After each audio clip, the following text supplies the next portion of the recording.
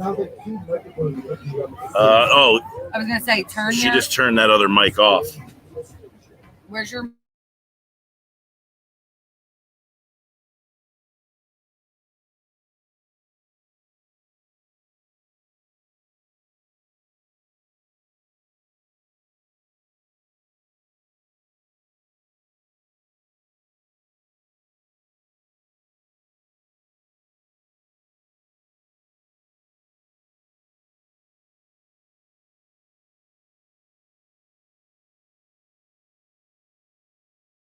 McGettigan's 19th hole, where they start off the old tournament. It started today, a great day, as always, here at the Shoprite LPGA. We'll be here till 6 o'clock. Hopefully, you're making your way down here. Of course, there's a variety of ways you can get in the tournament today with your Shoprite card, and it's easy. It's an easy place to go and check out the golfers. It has been a beautiful day. My gosh, the weather is perfect, and I know that they like to move the tournament back to its original time, but I would beg and plead them to keep it on this day in this future, because it is a gorgeous, gorgeous, gorgeous day outside here in Galloway. All right, we got a lot to dive into today. I'll get you the leaderboard updates and all the information on the tournament all weekend long. We'll be here till 6. You can come on out tonight, tomorrow, and Sunday for the final round and check out all the particulars. I won't be here tomorrow. I'm actually coming out tomorrow for the day. I'll be here. So tomorrow, I played in the Pro-Am on Wednesday, which I finished 32nd out of 42. Not so good. Hey, I told you I wasn't very good at that game.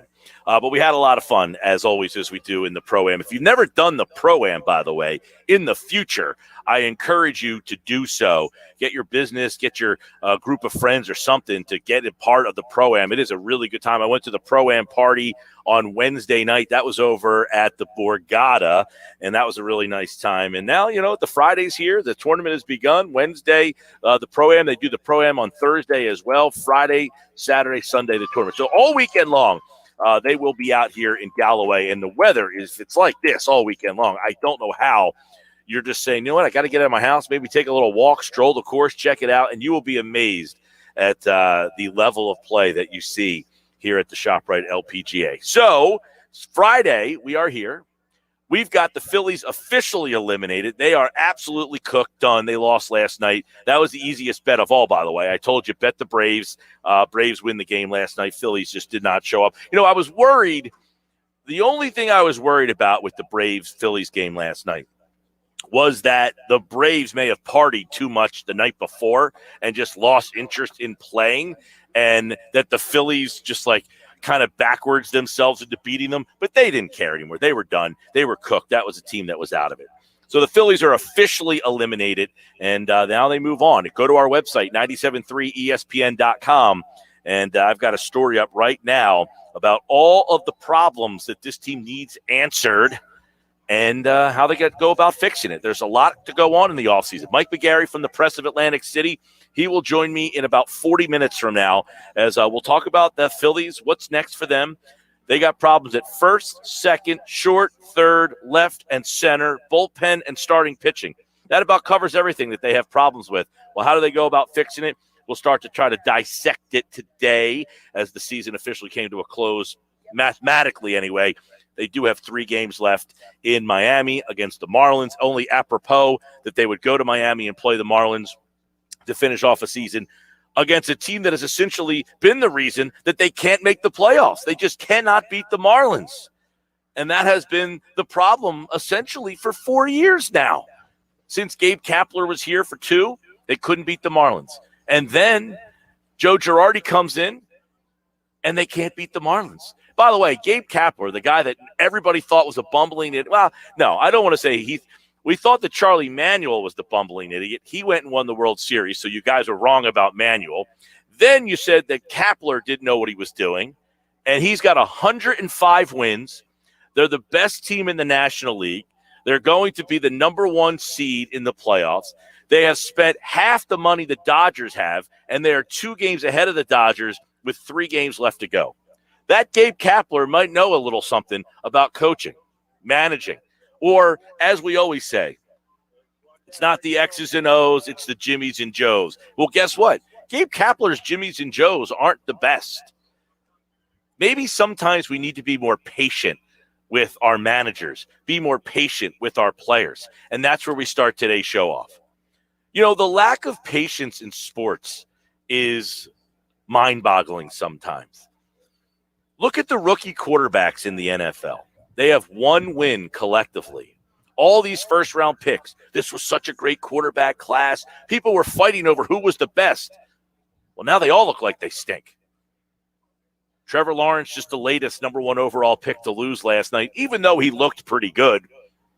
You remember a time where patience was a virtue and we followed that as almost the law of the land? A first-round pick quarterback, it wasn't the right for him to play right away. He sat and waited his turn like Aaron Rodgers. Now, these guys get picked, and the fans want these guys to play immediately. And the second they don't perform, they stink. It's time for them to go. Guys, Gabe Kapler is a perfect reason why you need patience. We always, in this town especially, my God, in this town especially, it's always the coach's fault. It's always the coach's fault. Well, the Phillies changed managers, the same players, and the same result. It wasn't Gabe Kapler. This team's not good enough. Oh, Joe Girardi, it's his fault too. Yeah, Girardi, he didn't do a great job managing to most people. I get it. He made mistakes. But as we say all the time, you're going to fire this guy, and then the guy you're going to bring in, you're going to complain about that guy too. You did it with Brett Brown. Oh, it's Brett Brown's fault. Brett Brown, he's the worst. He's horrible. It's Brett Brown's fault. He's terrible. And now Doc Rivers is here, and what are you doing? You're complaining about Doc Rivers. You're saying that Doc Rivers is a problem. There is no perfect coach. And in the NBA especially, the coach can only do so much. In baseball, the manager can only do so much. And that's why with Nick Sirianni, the Eagles head coach, we can't bail on him. But in football, the coach can do a lot. You know, in football, the coach calls every play. That's why in football, the coach does matter. The coach calls every play. The coach has an absolute hand in every single play that happens on every single down distance.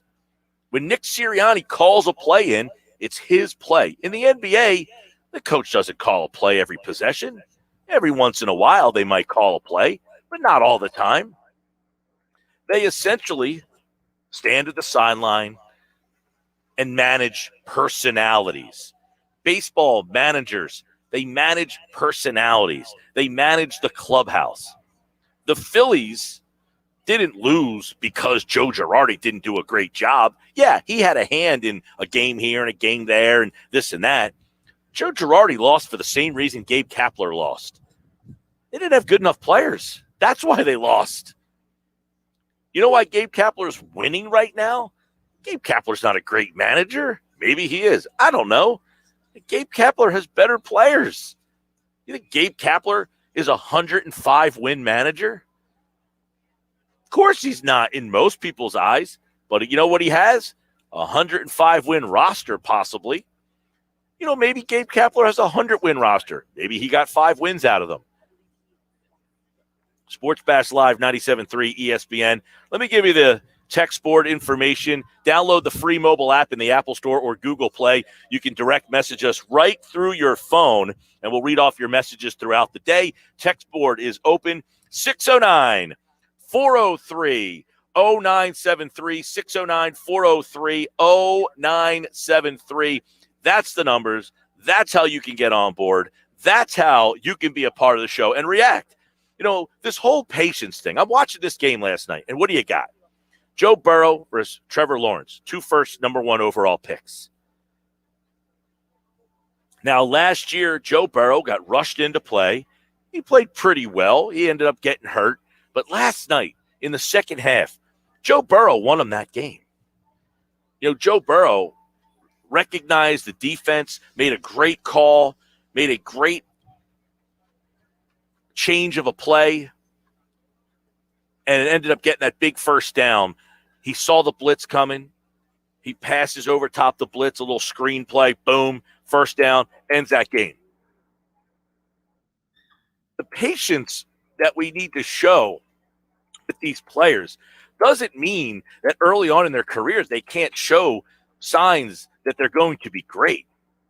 That's why we take a look at what Jalen Hurts is doing right now. In one game, he's great. The next game, we're kind of, Then the next game after that, it's, You compile all these things together. But the thing is, we're making decisions on players when they're not really ready to be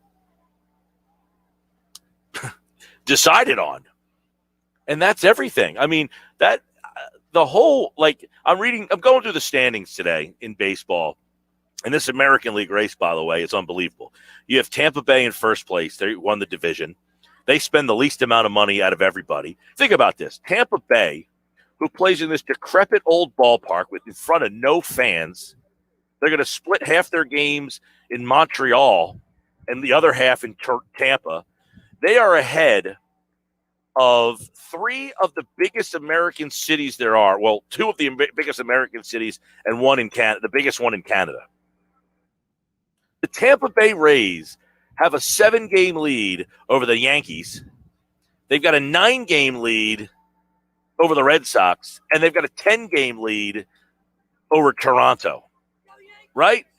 The Yankees this weekend play Tampa. So Tampa could essentially knock the Yankees out of the playoffs if they choose to. It's like the Tampa Bay Rays are holding the Yankees hostage here. They've got them like a voodoo doll, and they can just kind of prick them with a pin and just be like, do we want you in the playoffs or not? Meanwhile, now I'm doing all this off the top of my head. I'm trying to remember, Josh, if you can maybe bring up the schedule for me. But I believe that Tampa Bay plays New York. I believe that Boston is playing Washington. And Toronto is playing Baltimore. And Seattle is playing the Angels. All right. So right now the Yankees are 2 up in the wild card. Boston and Toronto are tied. And Seattle is a game behind those two. That's the way this weekend, the final 3 games of the season kind of shape up. Right? It's amazing that you play all these games and those 3 teams are all in the same division and they're all hanging on right there. It's going to be a crazy weekend. And then, of course, we shift over to the football. It's an unbelievable weekend. Yesterday we did the schedule and there are some really good games this weekend. We've got Eagles, Chiefs. Today, LaShawn McCoy had a press conference. He retired as an Eagle. He'll be honored on the field tomorrow or Sunday during the first quarter of the game. Andy Reid's coming back to town. If he gets a win against the Eagles on Sunday, Andy Reid will win his 100th game. It'll be the second franchise he wins 100 games. He has 140 wins, I think, with the Eagles, and 100 wins, 99 currently with the Kansas City Chiefs. If he wins the game on Sunday, he will have 100 wins with Andy Reid. Now, most people believe that the Chiefs will flat out just come in and roll the Philadelphia Eagles. Most people believe that the Philadelphia Eagles just have no shot in this game. I don't say they have no shot. This is the NFL. Everybody's got a shot. Every week, there's a reason Kansas City's 1-2. There's a reason they've lost 2 games in a row. What is that reason? They can't defend. There's a guy holding 2 drinks right there. He could probably get a couple yards on the ground against the Kansas City defense. Kansas City defense, not very good. Speaking of that guy with 2 drinks, I got to say, this McGettigan setup that they got going on over here, they've done a really, really nice job with this. They got the whole outside now, picnic tables everywhere. They got those carriers, containers kind of carved out, and they've made bars out of them. So there's like bars outside now, so you can come outside, hang out, see the show live, walk over to the tournament. I mean, this is a great time of the year for this event. I love it. All right, 609-403-0973. That's the text board. 609-403-0973. Hit me up on the text. Download the free mobile app and DM me through your phone. Let's go read off a couple text message here. If you want to get your text message in, I'll read and react here. Mike, it's the Philly curse. Everyone figures it out when they leave Philly. Does everybody figure it out? It seems like that, right? It seems that when people leave here, they end up doing better. Is it just in our minds, or is that actually what happens? And here's the thing, all right? I think the Phillies, number one, have a terrible – now you're hoping that Dave Dombrowski has brought people in, has evaluated and identified the people who need to go, and I think he did that. He found the guys that needed to go, and he fired them. He didn't wait the whole season. He evaluated it. He saw about a month and a half ago, he said, all right, you, and you're no longer needed, and he got rid of them.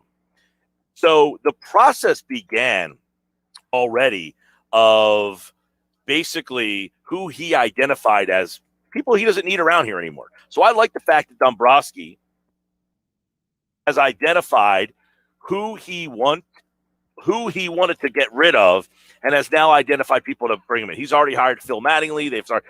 The Phillies minor league system, the process of their minor league system has been an absolute disaster. A disaster. You think about, look at this team right now.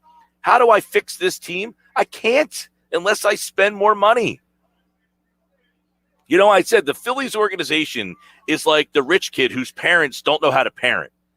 I don't know what to do with you. Here's more money. Go buy yourself something.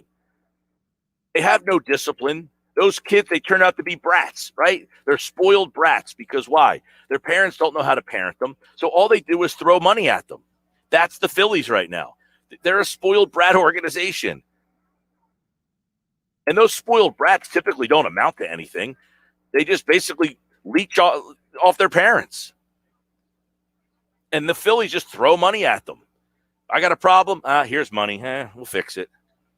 It's just bad money. You just keep throwing bad money on top of bad money on top of bad money. And you know what? If you were to say, Mike Gill, what do the Phillies need to do to fix this team? Sadly, they need to be a bad parent and throw more bad money at them because they don't have any – unfortunately, they have no young kids in their farm system that are ready to help this team out.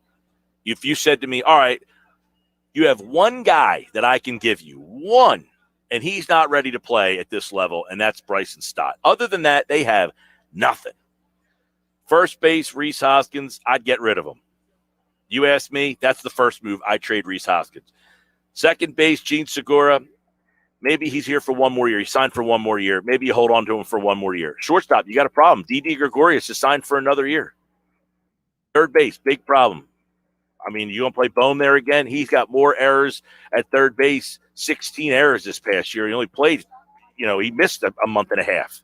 Can't play him at third base. So you need a fix there. We know left field, McCutcheon's done. Center field, you've got Herrera. He's going to be gone.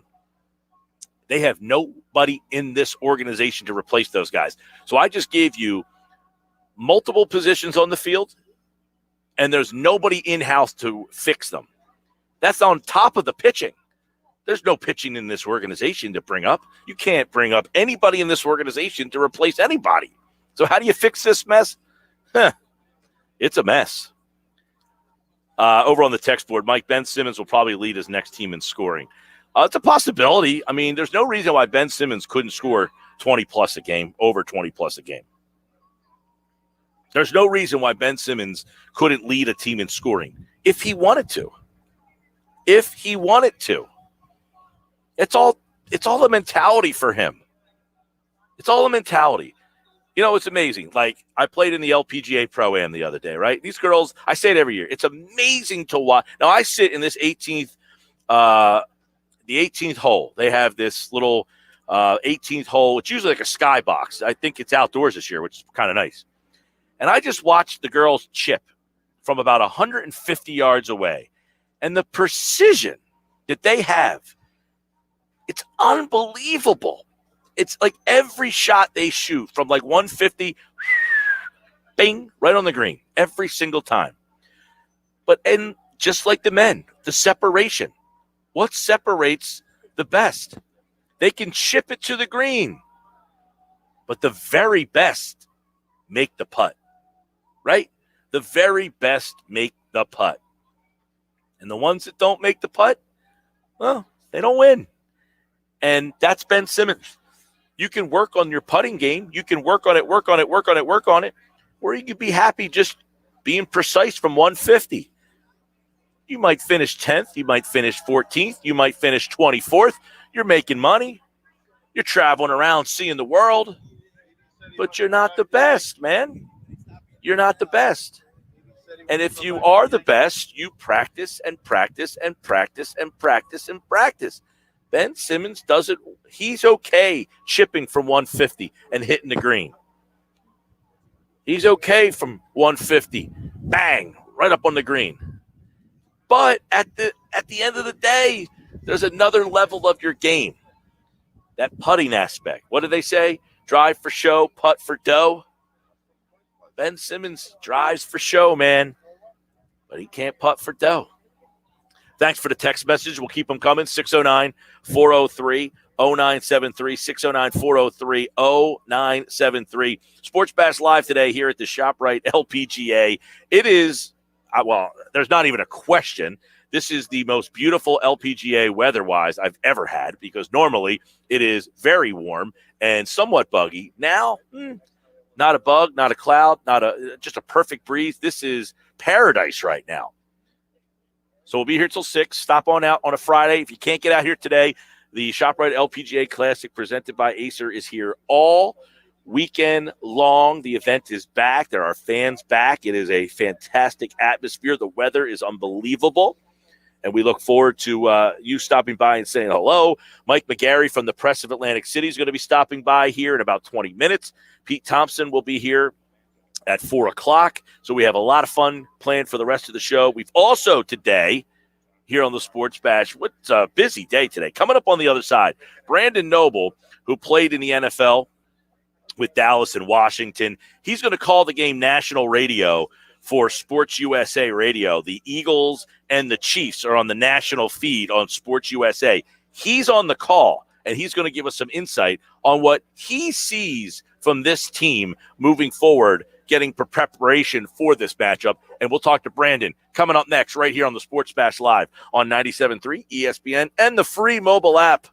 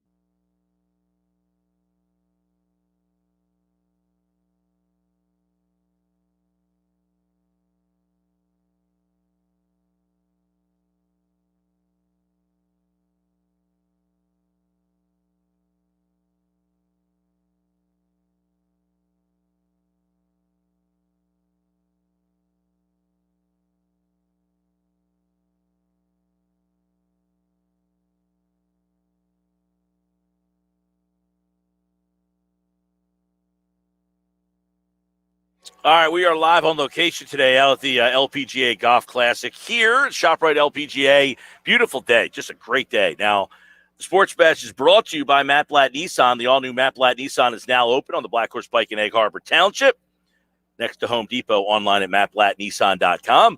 The Eagles and the Chiefs. It's Andy Reid coming back to Philly.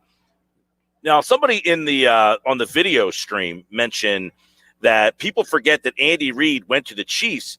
They were awful. They had the number one pick in the draft. They took Eric Fisher. It's not like they took a franchise-altering player at number one overall, right? So what Andy has done to fix this team has been pretty good. You got Mahomes. That was a trade that, people didn't know Mahomes was going to be this guy. Tyreek Hill, they found him late. He kind of slipped because he had some problems off the field. So stuff like that helps. But let's take a little closer look at the matchup right now. Brandon Noble, former NFL defensive player, going to call the action live for Sports USA Radio on the national feed. He joins me right now to preview the Eagles matchup with the Chiefs here on the Sports Bash on 97.3 ESPN. Brandon, how you been, man? I'm doing well, Mike. How are you? I'm doing great. It's great to have you back. As the Eagles and the Chiefs, it sounds like when I tell you, Brandon, you're going to call the game this weekend, it's going to be Eagles-Chiefs. I mean, do you look at that and say, man, these are two teams in different directions? When you look at these two franchises just on the surface, how do you kind of picture them? Because they're both 1-2 entering this match. Yeah, well, that's a really good question. They're both. I think that when you look at the Chiefs, they're kind of in that spot where the sweet spot, right? Super Bowl and winning championships and being one of the top teams in the league. And with some of the marquee players in the league, right? Guys, everybody knows, right? Mahomes is obviously probably, as close to the face of the NFL as one can get. On the other side, now you look at the Eagles, a team that, was at the top with the team, wins Super Bowl, and then kind of fell apart afterwards. And so I think the Eagles are on by bottom, I mean the low end of where they're going to be. Right? They're really a year away from rebuilding, right? Like they get through this season and then start the rebuilding process with the players that kind of show up to play this year.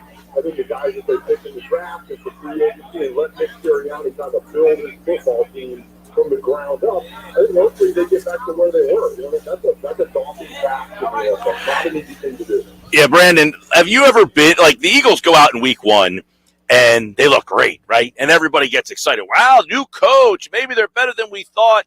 And then the next 2 weeks, you kind of come back to reality. Have you ever been on a team where that has kind of happened? And, how does the team, when fans have expectations, media has expectations, but I would imagine that players, their expectations are different from what everybody else is because they always feel that they're good enough and they have a shot. So as a player, you see how well you played 1 week, and then you kind of come back to what the fans' reality was. You ever been on a team where that has kind of happened?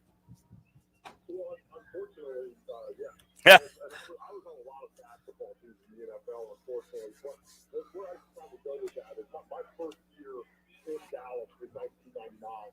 And the Cowboys, they were coming off of all those great teams, and we still had Aikman and Irvin and Emmitt Smith and kind of, the big three and some other really good pieces from those Super Bowl teams. And I want to say we went 4-0, right? So we started the season really well.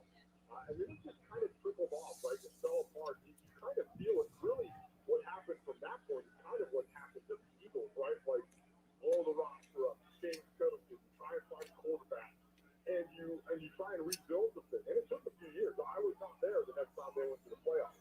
And it sucks. Because like you said, like every time you walk out on the field as a player, like whether it's Monday to kind of stretch out and get ready for the next week, or Wednesday when you go to practice, or Sunday if you run out of the tunnel, it doesn't matter who you're playing, you believe you're going to win that football game. That's the mindset that you have. And it's not a pretend one, right? I mean, it really is. Like, I go out there to win every game. So the reality of it is, as the season goes on, you definitely can step back and go, boy, we're not very good. And it's going to be tough. But every time you go out on Sunday, you can win. The talent level of the NFL is such that it truly is any given Sunday. And that's why you see those surprises. Those oh my gosh, how they beat those guys victories that happen in the NFL. But look, this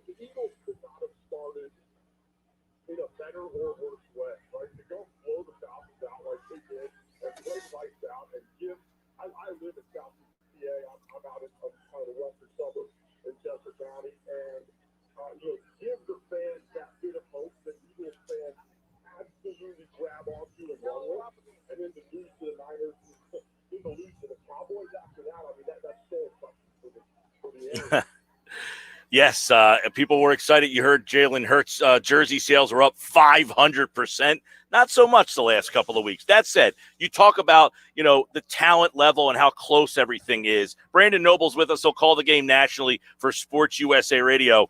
Brandon, you look at matchups, right? And the Eagles, now their offensive line is a mess right now. They've got 3 guys down, but the Chiefs cannot stop the run. So if you're Nick Sirianni, you called 3 run plays last week. Do you have to look at yourself in the mirror and say, for us to win this game, I have to put this game in the lap of my guys up front? Yeah, look, man, I'm an old nose guard, right? So like that was always my concern going into a game that a team was going to run the ball on us. And I think that as a defensive player, defensive coach, that really is the thing that scares you the most. They sound absurd in today's NFL, but if a team can run the football on you, I mean, look, we saw last on Monday night.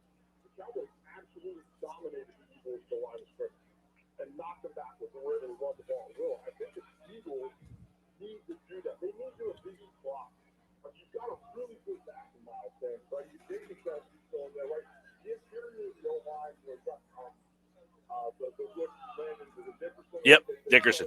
Now, right? Yeah, so like, he's not where he needs to be, but the back group is good. And they need to be able to take this GC line and move in enough to give Miles Sanders some space. That does 2 things, right? It puts the defense on their heels. The other thing is it will give Jalen Hurts a little bit of an opportunity to get comfortable in a game and not have to throw the ball a million times to try and win. Brandon, obviously, the Chiefs have lost 2 games in a row. So is that a real thing? You've come in losing 2 when you have expectations. Is the focus level up? I mean, do you see a way that Andy Reid allows this Super Bowl contending team to go 1-3, knowing that the Raiders and the Chargers play on Monday night, and the Raiders could be 4-0 if they win that game. You almost can't be 1-3. So this is a pretty important game. Andy Reid knows that. So if you're the Eagles, are you in a really tough situation knowing that? Oh, absolutely. The Chiefs are going to come in here hot.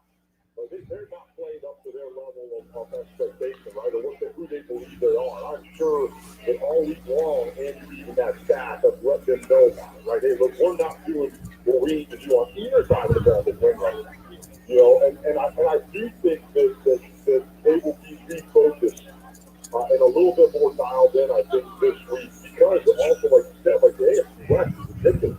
Like, look at the way the Chargers are playing, look at the way the Raiders are playing. They've got the pressure to get back to the top of the division. So I do think that this is a tough draw for the Eagles. I mean, it really is. You got a Super Bowl caliber team coming in, with 2 losses. Andy Reid's coming back to kind of where it all started for him. It's definitely a tough draw. They didn't have their hands full, but look, if the Chiefs don't kind of focus and get after it, especially on defense. I think the defense has been really, really disappointing. The Eagles, if they play their cards right, as we talked about earlier, right, anybody can win on Sunday, and that is the truth. Yeah, and we know that the Eagles obviously had a rough time defensively. Jonathan Gannon's team did not look good on Monday night against Dallas, and this is probably would you surmise, I don't know, I mean, Dallas has got a lot of weapons. Would you surmise that Kansas City's offense has more weapons and firepower than Dallas does? Yeah, they're scary in different ways, right? The thing that Dallas did was that they definitely have talent out on the edges. They've got, some obviously deep as well as the ball. Dak back there, quarterback, but really it's the O-line that the Cowboys that took that game over against the Eagles. And so I think that, when you look at the Chiefs, but now you're dealing with a little bit different kind of attack. It may not be quite as smash mouth. It may be more spread out. Patrick Mahomes trying to feel the ball around the field the way that he does. And they run the ball differently, right? It's not always complete tackles the way the Cowboys attack the Eagles, but it's usually out on the edges, a lot of misdirection, those kinds of things. So the defense is going to have a handful, but in a completely different manner than they did on Monday night. This is going to be know where everybody is, keep everybody in front of you, and make sure that you're tackling in bunches on Sunday. All right, Brandon Noble, Sports USA will have the call. Eagles and Chiefs, and of course, That is Sunday at 1 o'clock. Andy Reid is back. LaShawn McCoy, by the way, will be honored before the game. And Brandon was kind enough to break down and give us a little bit of insight on this matchup. Brandon, appreciate it, man. Yep, and Brandon, by the way, a Penn State guy. We will have Penn State, Indiana, Saturday night right here on 97.3 ESPN. That will follow the Notre Dame Cincinnati game, which we'll have tomorrow for you right here on 97.3 ESPN. That starts at 2:30. All right, Mike McGarry's here. When we come back, we will chop it up. We've got a lot of Phillies, a lot of Sixers, a lot of Eagles, a lot of local stuff all happening, and we'll mix it up for a little while here. Coming up next here on the Sports Bash on 97.3 ESPN.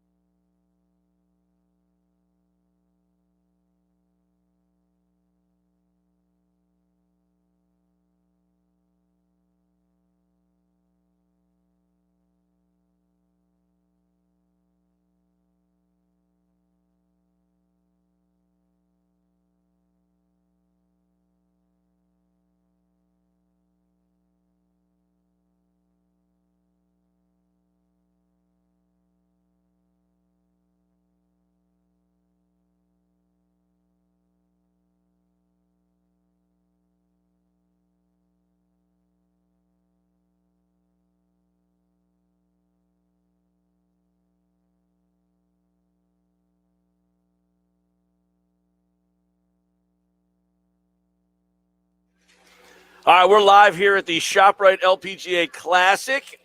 Seaview, Galloway, day one. Now it's pretty much a full week event. They start the Pro-Ams Wednesday, Thursday. They open up on Friday here. Saturday, Sunday are the final 2 rounds. So you can stop out till, I guess, what time they finish tonight, Mike? Probably around 6:30, right? They go to darkness. That's tonight. the one thing with this changing the time of the year. You lose about 45 minutes to an hour in daylight that you would have in late May, early June. So this first round and probably tomorrow for the second round before the cut, I would imagine they would play, especially today. Probably start early. They would go right to dark. Well, you can't start too early because it doesn't get lighter. True. You know. It's a good point. Yeah, they start at 7 a.m. They lose about 45 minutes to an hour, I think, of actual playing time. Well, obviously, they are lucky to get this event in. They didn't. Well, they got it last year. They played it late. Now next year they're going back to their normal, right? At this point, I don't know if that's been officially decided yet. I think that it's still up for some discussion. You're right. Last year was kind of pushed back to this time of year because of COVID. They wanted this, last Memorial Day of 2020, you couldn't hold events in public, even outdoors. And this year they kind of pushed it back, wanting to make it as normal as they could. And, I think what they're kind of grappling with is what we were talking before. There's pluses and minuses. The plus is the minus being the lack of daylight, maybe the plus being the weather that you have and supposed to have the next couple of days. And maybe the minus being that you're part of a crowded sports calendar in October. But I don't know how much that really I feel that the crowd attendance. is here for this. Right. I don't know that they're checking in on the Phillies against the Marlins. Yeah, yeah. I think so many people come to this event, regardless. Like they want to come to the Shoprite LPGA Classic. I think the difference might be on Sunday. Maybe instead of people coming out to maybe watch the final few holes, maybe they'll come out, Sunday morning and watch a couple of holes and a couple of golfers play, and then go home for the Eagles or something like that. But I think if you want to attend an event, you're going to make your way here. All right, let's chop up on a couple of things that are going on. One, the Phillies were officially eliminated last night. Now we we thought that would kind of be the case. I had said like 2 weeks ago, I don't even know if they'll finish over 500. If they get swept this weekend, they're going to be 500. Right. They didn't make the playoffs, and now, Mike, they got so many issues this offseason. I don't even know where you start. Exactly. That's the sort of daunting part now. I mean, we've all known, like deep down in our hearts, we've kind of known that they don't look like a playoff team. That's why I kind of wrote last night that it was mercifully ended, because it kind of put the Philly fan out of his misery, almost his or her misery. Because, deep down they weren't a playoff team. They didn't look like a playoff team, right? So, but you're right. Now that the cold reality of elimination has set in, now you've got a ton of questions. And like you said, I mean, you rattle them off: center field, left field, third base, shortstop, starting pitching rotation, and you need a starter or two. Your top 3 relievers are free agents. I mean, and that's just off the top of my head. Your minor league system, you've got no prospects. Right, that's the problem. You have no internal options to fix what you just mentioned. You have nothing internal to say, all right, our left fielder's contract's up, he's 35, but we got a guy waiting in the wings. See, I think that's why it's imperative. Now, I know they've kind of redone player development. They hired Don Mattingly's son the other day to kind of why couldn't my dad be a major league something or another? To sort of supervise that. But I think what they absolutely need to do, it's imperative that they figure out a way to fix either Alec Boehm or Scott Kingery for next season. One of those two guys has to be fixed. You've got to have one of those two. I wish for Kingery he's off the 40-man too, right? He's off the 40-man. He's injured, but you never know. I mean, I'm just taking two I think you've got to get one. Somebody has to be fixed. Adam Hazley, Boehm, Kingery. Yeah, well, you're right. Moniak, one of those guys. I'm not asking for a lot. I'm asking for one to be fixed. All right, so I prefer it to be Boehm, actually. Yeah, or Kingery would be the optimum. Those two guys would be optimum, basically. Would you bring back Segura? I mean, to me, he signed for another year. He had one of his best years. I mean, he had some good years in Seattle. People didn't realize that. I mean, he was a 300 hitter in Seattle, but he gave you the best year I think you're going to get. He's 31 years old. You're paying him. Right. Yeah, You're not going to get anything for him, I think that's a classic sort of sell high type of deal, right? I mean, if you can put, I think all options have to be on the table. And I think Segura is maybe, if you package him, he would be one of your more attractive trade guys. But you're going to have to do something. You're not getting anything back for him. Well, if you package him with something, maybe, I mean, you have to do something. All right, because second base, the answers isn't coming from the minor leagues. No. And unless you're planning on going on a huge spending spree. Which is basically what they've been trying to do the last couple of years. I mean, look. What about Hoskins? What are you doing there? I got to get rid of Hoskins. I don't know. I got to bring him back off the year that he had. He was having a pretty good year when he got hurt. I just can't keep bringing back the same group of guys. I think you got to shake it up. Here's what I think they might do. I think there's a ton of shortstops available. They obviously have a needed shortstop. You could go out and Seager, sign Story. You go out and sign one of those big guys to play shortstop at free agency, and then you try to piece it together either with trades or, you hope that, okay, Hoskins is healthy. I don't think you're going to get the same type of year from Harper, but you hope you have a good year from Harper. You hope Real Muto has a bounce back year. You hope Nola has a bounce back year. There's a lot of hopes in there, but I feel like, though, that group, Hoskins, Harper, Real Muto, Nola, even Segura, McCutcheon, they've been here 3-4 years, group of guys. And they haven't gotten it done. No, this is who they are. They're an 80-some win team. I think you open it up and try to change the core and break up the core. Now, I don't think you're trading you're not trading Harper. You're not trading Real Muto. So that leaves guys like Hoskins, Wheeler. Segura. I don't know if you're trading Wheeler off this year. No, I'm saying those three. Right. Real Muto, exactly. Harper, Wheeler, I think are the three you keep. Right. And then everybody else is available to be packed together or see what can get. You got and then maybe on another year. Yeah, I mean, I don't. Maybe he goes in a deal as just a part of the deal to go away. I think maybe the way they go is sign a shortstop and then try to change that core around and just see what happens. And then you just got to hope for some bounce back years. You are caught in a situation where, as my Sixers process fans always say, caught in the middle. They're almost caught in the middle. They're caught in that 78 to 82 win area. Oh, and the problem is when they were really bad, they had the third pick. Boom. They had the first pick, Moniak. They had a draft pick in Hazley. Didn't hit. Cornelius. They have not had a guy that they drafted. Exactly. I know in baseball it's hard. Right. But it seems one of those guys has to. You're exactly right. When they committed to the rehab rebuild, when you look at the Houston Astros when they rebuild, okay, you got Carlos. When they came around, there was it started to get good. They had Springer in the lineup, Bregman, Carlos Correa, Altuve. There were young players that you saw a core building. Same thing with the Chicago Cubs. When they got good, there was Rizzo, there was Chris Bryant. There was a core of young players there. With the Phillies, 3 or 4 or 5 years into the rehab, there are no young players available. That's why I'm saying it's imperative. If you could fix Alex Bohm and get Bohm working or get Kingery working or get Hazy working and have one of those guys be an everyday player, it makes a big difference as far as what you have to do this offseason. No, you're right about that. You're right. The fact that if they can get one of those guys, right. But now you almost sound like the guy who, like me, who would say, well, if all the guys on the Eagles offensive line are healthy, you're pretty good. Exactly. You're asking a lot, dude. Exactly. You are asking an awful lot of that situation. And it's almost like you're caught in a conundrum because you have Real Muto, because you have Wheeler, and because you have Harper. You don't want to go back and be the Kansas City Royals or the Baltimore Orioles and go back to win 52 games. Can't, right. Right. Because you have those guys. It feels like they really miscalculated where they were when they went after Harper. And then Harper held them hostage kind of by saying, you got to sign Real Muto. I don't think they wanted to sign Real Muto. And it was like Harper just kept like, sign JT. And it was like, all right, I guess if we got to make him happy. Well, now you're stuck with him too.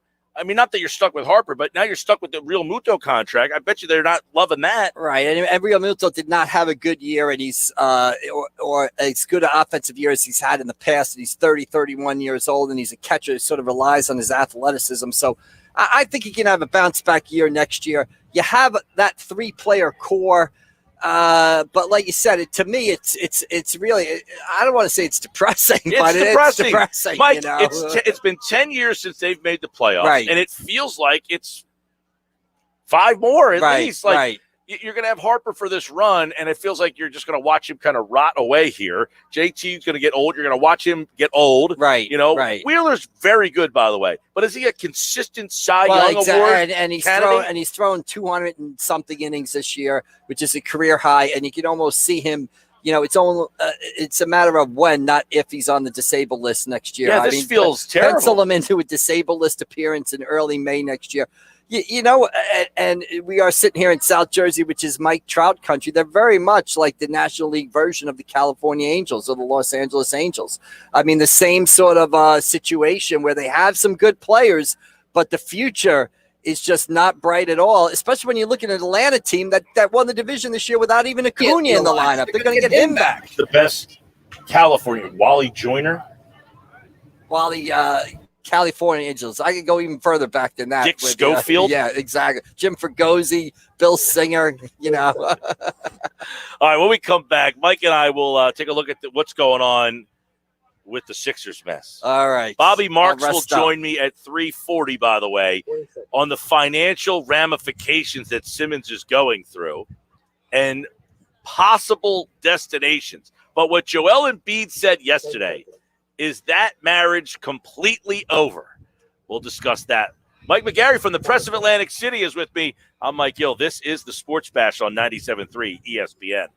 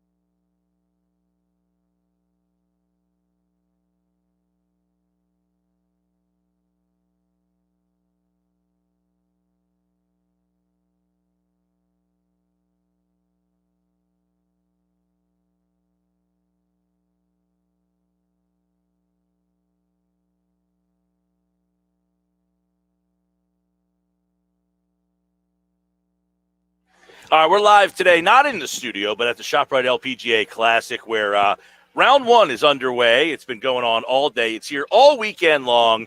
If you're looking for something to do, I mean, even if you despise golf, the weather is so nice. You just come on out here, have a couple cold ones, and walk the course. Mike McGarry from the Press of Atlantic City. How long you been here today?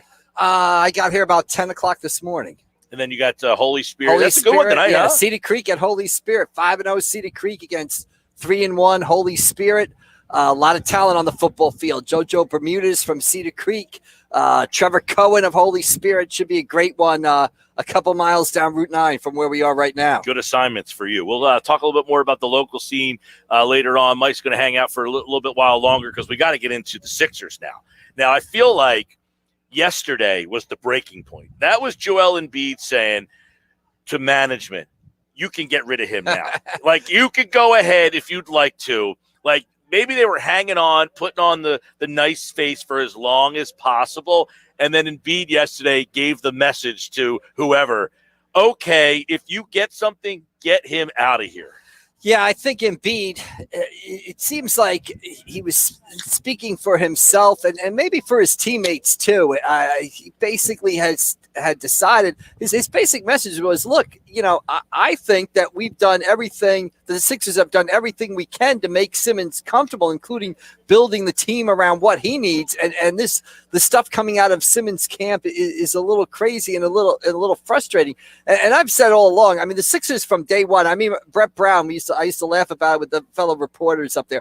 He always used to describe Joel Embiid as our crown jewel. We do Brett's New England accent right there. So Embiid has always been the sort of number one guy in the Sixers' plans. And I still think how they play this situation out, the number one factor in how they play this situation out is they've got to convert Simmons into something that's going to help Joel Embiid win a championship. I'll tell you, Mike. See, I'm kind of torn on what I felt here. Like, I don't hate Simmons. I'm frustrated by Simmons, but I understand that what he brings, if they lose him, they ain't replacing. They're not replacing his defense. They're not replacing his playmaking ability. But obviously, he has his massive warts. Right. That being said, I felt that the Sixers and Daryl Morey were going to play the stare down and sit here and let him rot.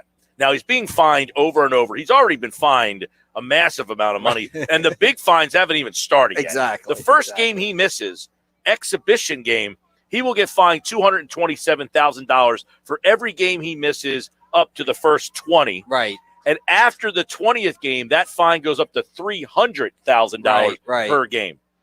So the fines are coming for this guy. But when Joel Embiid shoots that bow yesterday, it's almost as if, like, all right, this guy's going to drag me under the bus. Right, Do you see these rosters that I had? I don't need Al Horford here. You think we got Al Horford for you. We brought this guy in for you. We did this for you. Yeah, I agree 100%. I just think now the way it's sort of unfolded since Monday on Media Day, if anybody was hoping for some sort of reconciliation, there is no reconciliation coming. I think both sides have kind of made statements now where, I mean, Ben Simmons would just look foolish if he showed up 2 weeks from now and basically said, hi, here I am to play. I mean, he's almost committed to, sitting out as long as it takes. And the Sixers talk from Embiid sort of puts, him in an awkward situation because let's say Simmons comes back, then reporters are going to go back to Simmons and say, 2 weeks ago you said this. How do you feel now? I will say this. I do agree with kind of one thing that came out of Simmons' camp. I don't think Simmons and Embiid work together. Now, the reason they don't work together is because Simmons hasn't worked to improve the weaknesses of his game. Right. But he right says now, we don't work together right. because I choose not to Right, work on my exactly. game. Because I chose to work on my game, we might be able to work better together. But the limitations of my game have forced me to not be able to play with him. The other thing I agree with. I mean, seriously, again, I don't have a problem with Simmons. Again, I know his limitations, but I don't hate the man. I don't think like he's the worst and you have to get rid of this guy. I appreciate what he brings. But what kind of audacity could you bring to the table to make a comment such as that? Well, that's a as I kind of wrote today in my column, that's basketball in 2021. I mean, Ben Simmons, the statements, if you read between the lines of the statements coming out from his camp, he doesn't feel that the Sixers are conducive to him sort of reaching his potential. And sure. Right. You're not conducive to reaching my potential in my current state that I don't feel like working on. That's the other part of it. I mean, and I see this happen in high school basketball. I see this happen in youth basketball. You look to college basketball and how many people are in the transfer portals. You have weaknesses as a player that make you not a good fit for a team. And your first reaction is, okay, get me out of this situation. The answer is not, I'm going to work on my weaknesses to become a better part and fit in this team. The Ben Simmons attitude is, hey, I'm a great defensive player. I held Trae Young to 5 for 25. I can play make. I can do this. I can play downhill. Okay, so I can't shoot, and I shot 33% from the foul line. That's not my problem. Get me out of here to a team where that's not as big a weakness. The other thing I agree with that the Sixers said and Rivers said, if Simmons just shot better from the foul line, he would be a much better fit. But with the inability to shoot from the foul line and then the inability to even create offensively in the fourth quarter of playoff games, as we talked a million times, it's not a good situation for you here. It's not working here. Your pairing with Embiid is not working. But who's to blame for that? You are, because you don't improve your weaknesses. That's the underlining factor here, right? Is that he has made the decision that this is who I am. I'm not Take it or leave changing, it. and get me out of here to a situation that can maximize my ability. And like I wrote in the paper today, that's basketball in 2021. Yeah. That's youth basketball, AAU basketball. That's high school guy transferred from one school to another. That's college. My potential is not being reached here. It's not you, it's me. No, it's you. I'm fine. Right. Yeah, exactly. You know? Now, I mean, Embiid was borderline just appalled. I mean, he was like, this is disrespectful for you to bring like this in. Like, say what it is, man. You don't want to work on your game, and you can't face that. To me, right, Mike, that's the only reason. It's the only reason. It's not Doc Rivers said this, Joel Embiid said that. They are minimal. This is 100%. I do not want to work on my game, right, and I cannot face those fans. That's it. That's why he does not want to be here. And the other thing is when you say that the partnership with Embiid has run course, or you can't play with Embiid. When you say that, and I think this is what got Embiid frustrated, can't read his mind, obviously, but it implies that there's a problem with Embiid also. It implies that Embiid did something wrong, right? That's not the case at all, basically, here. So that's a big situation. And to me, it all comes down to, it's playing time. I mean, I went back and looked at it, wrote it today. He was benched in the fourth quarter of Game 6. He was benched in the fourth quarter of Game 7. 3 days later, his representatives are in Chicago at the draft combine asking for a trade. Right. Now, is this a moment for Embiid? Like I heard Kendrick Perkins say today, look, this marriage is done. They're never playing together again. And I don't see them ever playing. I can't imagine. The only way, Mike, that I see Ben Simmons putting his tail between his legs to some extent is as a savior. The team gets off to a 500 start, or they're 5 games under 500, and they're just they need something, and here he comes to save the day because he realizes they're not trading him. So I'll come and show them how important I am. Yeah, I don't see that. I think he's going to wind up being traded. I think, as I wrote down, I think he sits until November, maybe the beginning of December, maybe the beginning of January. I think it plays out like James Harden. History says these guys all get traded, right? James Harden got traded. Anthony Davis got traded. Ben Simmons is going to get traded. And again, the Sixers need a guy who can create off the dribble in the fourth quarter of playoff games, a guy who can create shots for himself and his teammates. As great as he is, Embiid is just not that guy because he's 7 feet 2 inches tall. They've got to have that guy. You look in the playoffs last year, the 2-man game that Embiid was able to run with Seth Curry, that was some of the Sixers' best offense in the playoffs against the Hawks. Imagine, no insult to Seth Curry, but imagine if you did that with a really top-notch point guard. Are you in the camp that the Seth Currys of the world, the Danny Greens of the world, like I was just like those guys are good players. On nights, they become great players because they get shots that are so damn open because Simmons finds them wide open. That's not going to happen anymore. So Seth Curry goes from a good player maybe to an average player. Well, see, that might cost them in the regular season a bit, but and that's why, to me, and Simmons has proven that when Simmons is with the Sixers and with Embiid, they're a 50-win team in the NBA regular season and a top seed. Their problem is getting over the hump in the playoffs when, people close out a little quicker, people defend a little better, people have an idea of what you're doing. I mean, if you watch the Atlanta series, they weren't even guarding Ben Simmons. So that's where I hear all this stuff. He creates so many threes. He does this, he does that. Well, if he's so good at that, why can't he do it in the fourth quarter of playoff games? Because that's when it needs to be done. Well, and this is the crazy part of it all. All right. You go back to his rookie year, or I guess it was his rookie year, was maybe I think it was. I talk about the 17 year, 2017. Yeah, the year that Embiid was hurt. When they won 28, but they finished 18, 19 in a row. And they went to the playoffs. Right. In that playoff run Right. against Miami, in that series against Miami, Right. Simmons averaged 18 points, 10 rebounds, 9 assists, and he shot 71% from the line. So where did this optimal regression from the line come from? That's the frustrating part, right? That he's gone backwards, not forwards, basically from that season. And I guess his camp would look at their selling point would be, look at what Simmons did in the last 20 games of that regular season where Embiid was out and Simmons ran the show and the Sixers won 18, 19, 20 in a row. Now, a lot of those wins were against teams that had already packed it in for the year. But he did play well in the playoffs, but it started with the Boston series, right? He was exposed in the Boston series and it's just gone downhill ever since. It's like Boston put the model out there. Brad Stevens put the model out there, and everybody followed it. Right. So in the playoffs, and you mentioned this when we talked way back, it's not even so much the first round, it's that second round. Yeah, that exactly. The level goes up to another notch, and he hasn't figured it out. But realistically, Mike, they're changing the way they're defending him, but it's still up to him. He can still get to the basket if he feels like it. He's that big and that strong and that fast. And if they foul him, that's the problem. It's not – I don't think it's how they defend. It's that he doesn't want to shoot free throws because he can get to the line. I said, people always say, why do you think – I said, you ever watch Antetokounmpo play?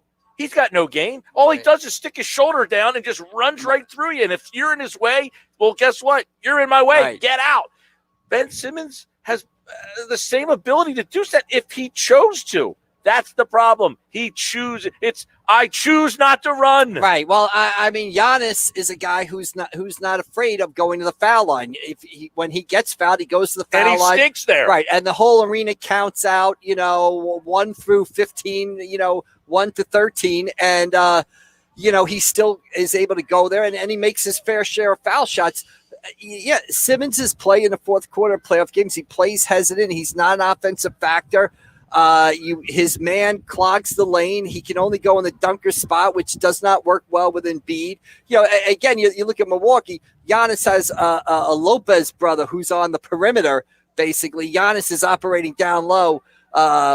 He doesn't have an Embiid type guy in the post next to him, which frees up the space and stuff like that. So it's not a good pairing between Simmons and Embiid, but it's not a good pairing because of Simmons' weaknesses that he has not improved upon. And now, the situation is. But could you imagine being the agent and having to go to the Sixers and tell them, well, we think it's your fault? Well, I mean that's what Rich Paul and Clutch does, right? That's why you got an agent, Hey, I've seen advisors or family members or parents on the high school basketball level go to the coach and say, we're transferring. We're not happy here because it's your fault. You're not helping my son, my daughter get to the next level. This is exactly the scenario that's being played out with the 76ers. It's just got hundreds of millions of dollars involved. That's what you said. My father asked me about this last week.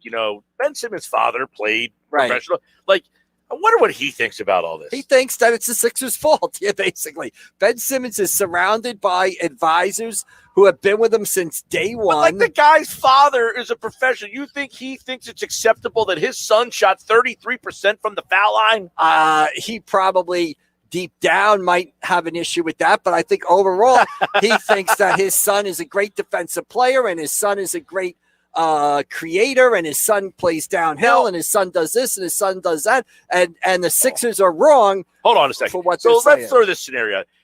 You have Joel Embiid, who was the runner-up for the MVP. Right. Do you feel you're rolling the dice that you are going to get sent to a spot?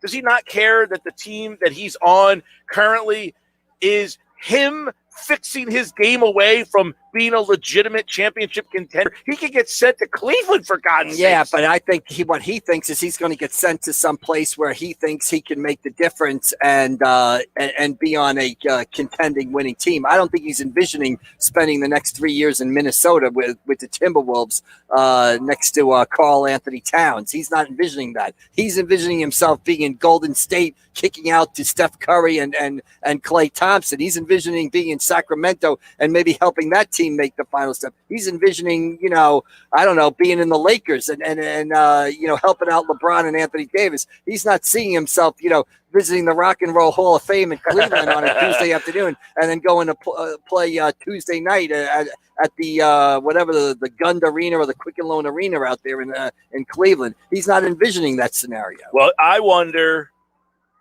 how long he can go to being fined. I think he's prepared. You got to remember the numbers are astronomical, but this is a guy, and I know we start talking 35 million here, 35 million there, but he figures, hey, I'm 24, I'm 25, I've got 10, 11 years left. I'm getting paid 35 million next year. If I have to sacrifice 35 this year to get it done, wow, I'll get it done. But we all know deep down this situation it's not going to last a whole year. It's going to be resolved. I think it's going to be resolved in, maybe December, late November, early January at the latest. And he's going to end up traded because that's how these situations are resolved in the NBA. And more often than they're not, as much as we might hate it, the player winds up in a better situation than the team that's forced to trade him. Yeah. Well, I know that, Golden State, by the way, they already said they don't want him. Yeah, the owner got fined for saying that. Well, his game basically stinks. we don't want him until we want him. Let's say Draymond Green gets, God forbid, Draymond Green gets hurt the second week of the NBA season. All of a sudden, Ben Simmons looks pretty good to Golden State. Well, like to kind of put a bow on this, Embiid, I don't want to say shots fired, but his retort was, all right, dude. Right. Really? To me, that's the message to the front office. I couldn't take it anymore. Right. Like, exactly. I have done everything I could for this guy. Just the end of his statement. He throws Ben Simmons. He criticized Simmons for like 20 minutes, and then his last sentence was of course, I'm not the GM or in charge of this. It's really none of my business. You just spent, 5 minutes telling us exactly what you felt. And his last statement was, but of course, this is none of my business. He went out and basically said, we got Al Horford. I didn't need him. Right, I can play any kind of basketball you want me to. Right. We got that guy because you can't do anything. And then we got rid of Jimmy Butler, which I still think was a mistake because you bitched and moaned that you needed the ball. And if you were around the team that playoff series, it was quite evident that there was Butler and Embiid were tight. They used to do the post-game press conferences together. It was quite evident that Butler had a better relationship with Embiid than he did with Simmons. Oh, I mean, to me, when he throws that out there, like, I don't think we should have got rid of you. He's basically said, we chose you over Butler because you needed the ball in your hands. That's exactly right. And if you look at the team now, Butler is what they needed because Butler could create off the dribble in the fourth quarter. And look at Jimmy Butler the last 3 seasons. With Philadelphia, he takes the eventual NBA champions to a Game 7. And then the next year with Miami in the bubble, he takes Miami to the NBA final. So, if you're looking at it realistically, it was a mistake now, especially now, hindsight is 2020, to choose Butler over Simmons. That's Mike McGarry from the Press of Atlantic City. His appearance is brought to you by Calvi Electric, now offering residential services for your home and business. Visit them online at calvielectric.com. We are live here. We'll do one more segment, and then Bobby Marks will join me at 3:40 today. We'll take a quick look at the NFC East, which has a very interesting schedule this weekend, including Andy Reid coming back to Philly. We'll get into that coming up next.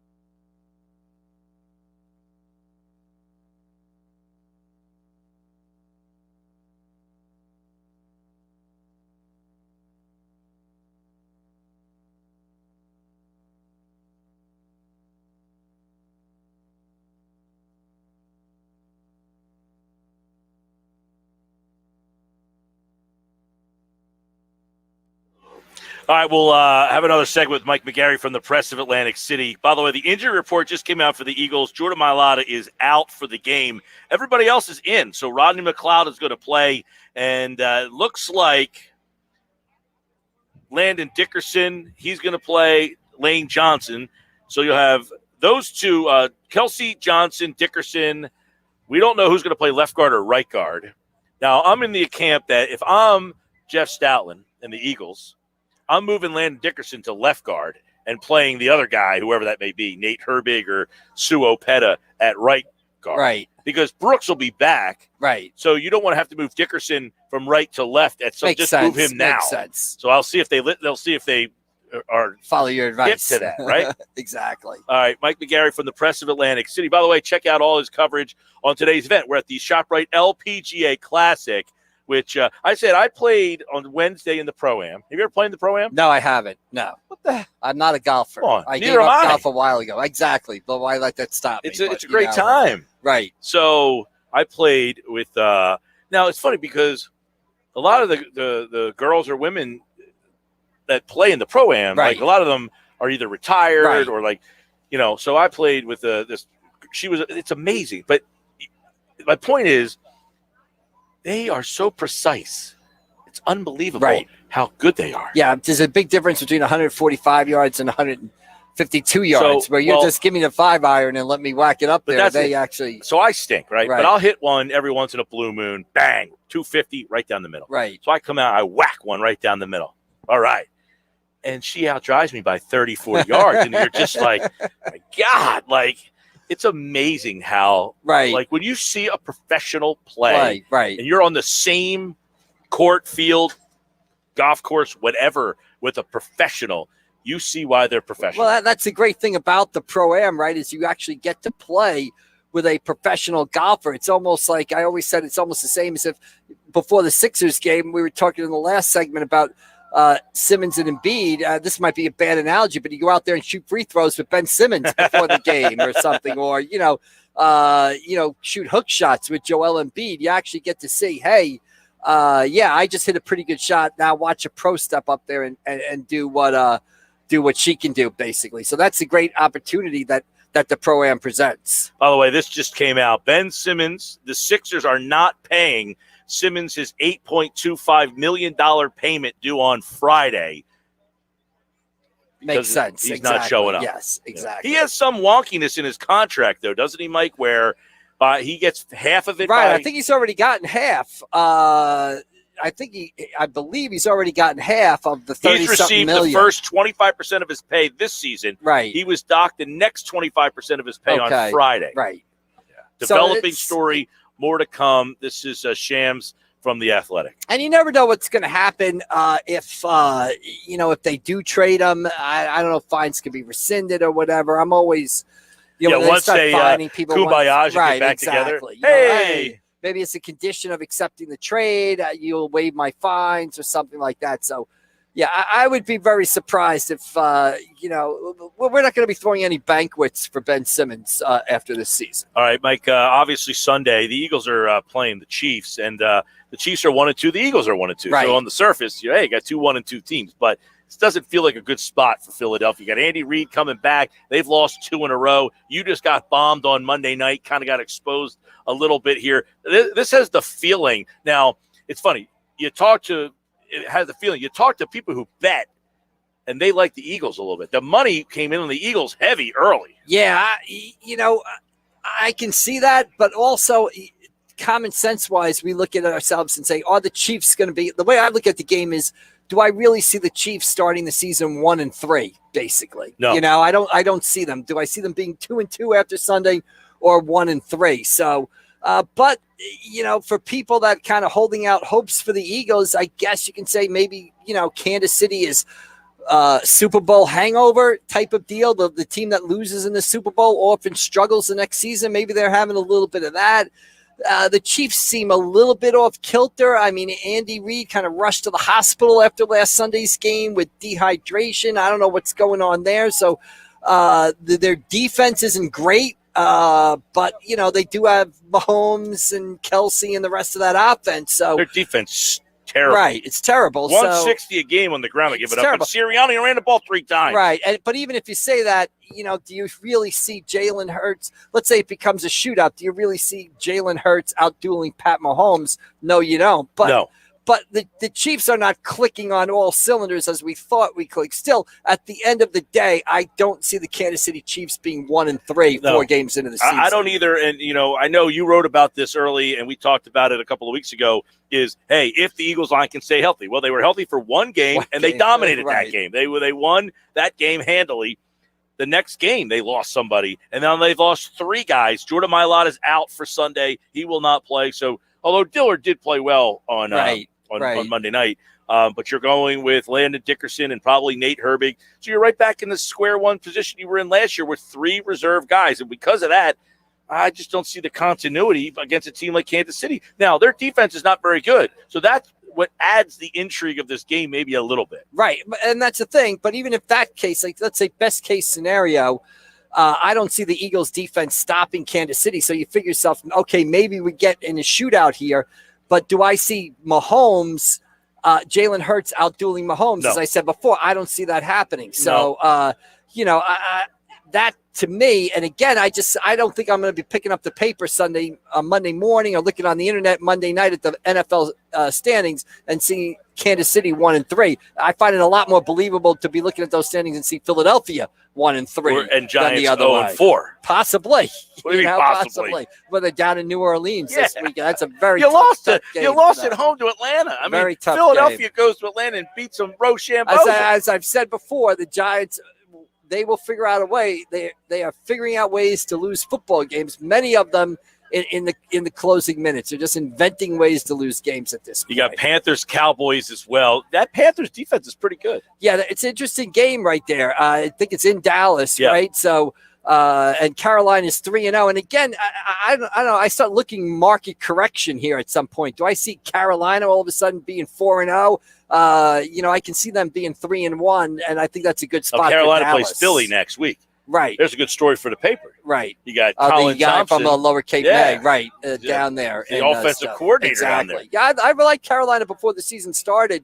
And Sam Darnold, former Jets quarterback, former USC quarterback. I watched him play a ton at USC.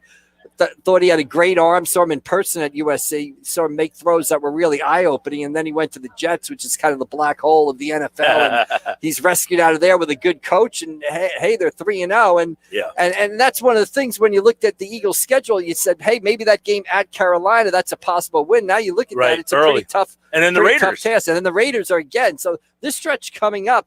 Brutal. It's brutal. You could be 1-6 before you blink. Yeah, but I think last year 1-6, you'd still be in it. I think Dallas is going to be. No, I think Dallas is a pretty good football team this good. year. From what I've seen, I've seen the Tampa game. I saw the game against the Chargers, and now I saw the Eagles game. So we've seen every game they played.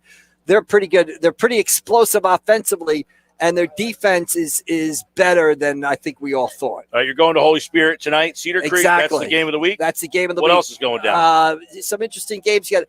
EHT 3-2. They've won 3 in a row for the first time in 6 years. They'll be hosting Ocean City, who's 5-0, and I think 4 of those wins are by shutouts. So that's an interesting game. Those are the 2 big games this weekend: Cedar Creek at Holy Spirit, and EHT traveling out to Ocean City, going out to EHT basically. All right, so you can check out Mike's coverage in the Press of Atlantic City, pressofatlanticcity.com.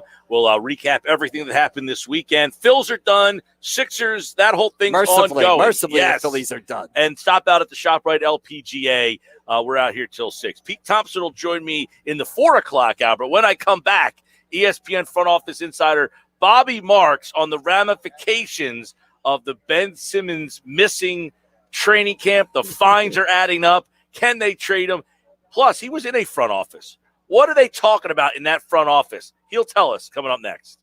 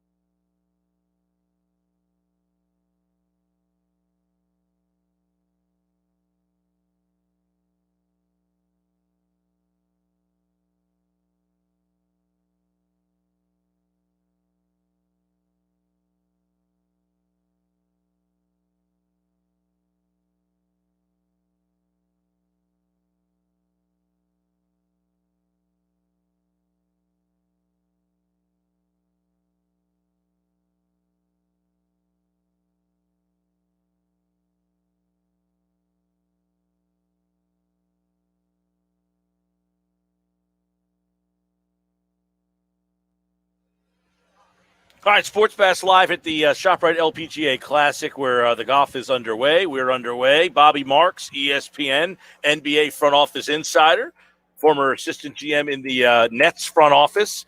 So we'll get a good perspective on everything that is happening here. I know Bobby has been writing a lot about the Sixers situation. Some news has just come down that the Sixers will not pay Ben Simmons the 25% payment of his yearly salary today that he was due. Apparently, they're saying he's in breach of his contract, Bobby. I guess this is just the first step of this thing getting uglier and uglier. Yeah, I mean, basically what they've done is they've taken that $8.25 million, they put it in an escrow account, and whenever Ben Simmons misses a game, which starts on Monday, that amount gets reduced. So instead of 8.2, that gets down to 8 million, because they'll lose 227,000 for every game missed. Certainly during preseason, and it's still going on in the regular season, and that just protects the organization instead of trying to chase him down to keep some of his fines. But yeah, I mean, I think if there was ever, if there was a 1% chance of him coming back, they keep that at 0 right now. I know Doc and Daryl talked on Monday. They mentioned the Aaron Rodgers situation and how Aaron eventually went back and got solved. I don't see this situation getting resolved unless he's traded. Right. I see no way that Ben Simmons will will be in a Sixers uniform when at any point during the season. Okay, so this is kind of unprecedented. I mean, you've worked in the league. You've been around situations, I'm sure, where this has happened. A guy with 4 years left on his deal saying, I don't want to be here anymore. So how does Daryl Morey win this? I mean, can the Sixers win this stare down outside of him sitting out all 4 years? I think he's going to stare down if it gets to mid-November and December, and there's a couple teams out there that are struggling, from a playing standpoint, and now all of a sudden Ben Simmons is priority A, and they're willing to give up more than they would be right now. I think that's how they win. I think they don't win. I don't think either side wins. If we get to January 1st, this hasn't been resolved at all. I don't think anybody wins here. So, yeah, this has never happened before. Especially for a player that's always this amount of money. It's unprecedented. Usually, a player going into the last year, and that's usually more NFL, MLB situations here. But we're all going to learn something new here in this situation. Go each day. How much does it become a distraction within that organization? But yeah, this is really unfortunate. Okay. Yesterday, Joel Embiid essentially, what's the message there? I mean, I liken it to Joel saying, look, I've played nice for as long. I liken it to he's a 12-year-old kid, and his mother said, hey, look, get along with this 9-year-old. I know he's younger, but just deal with him. And then he finally said, look, this kid keeps putting sand in my eyes. I can't take it anymore, Mom. I'm getting rid of this friend. Did he send a message to the front office as if you can get rid of him now if you'd like to? I think so. I think it's really, set up that basically the organization has done a lot for Simmons. I think the notion that those two can't play together or that the offense has been built around Joel, I think is a little bit misconstrued. I think it's basically, your day 3, day 4 of training camp, and it's like, all right, what roster do we have? And I think for Joel's standpoint is that the likelihood or the strong likelihood is that Ben Simmons will not be part of it, and maybe it's time to move on. Sorry, it's nasty. As moving on is not easy. Moving on is trying to find in another home and bringing back players and draft picks that will still keep you, in the top 4 of the Eastern Conference.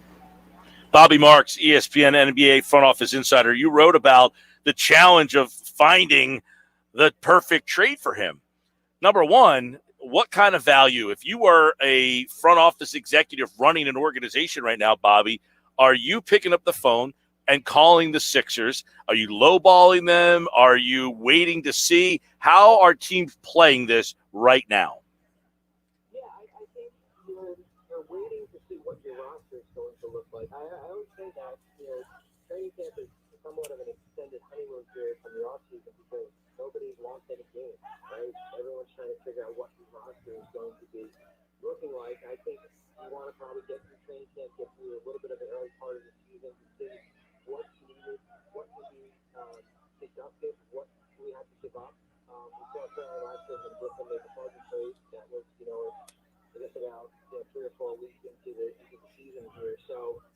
I think there's conversations being had, but I don't think teams are at the point where we're saying, you know what, we're going to give up a little bit more right now than what we would give maybe in middle of November, early December.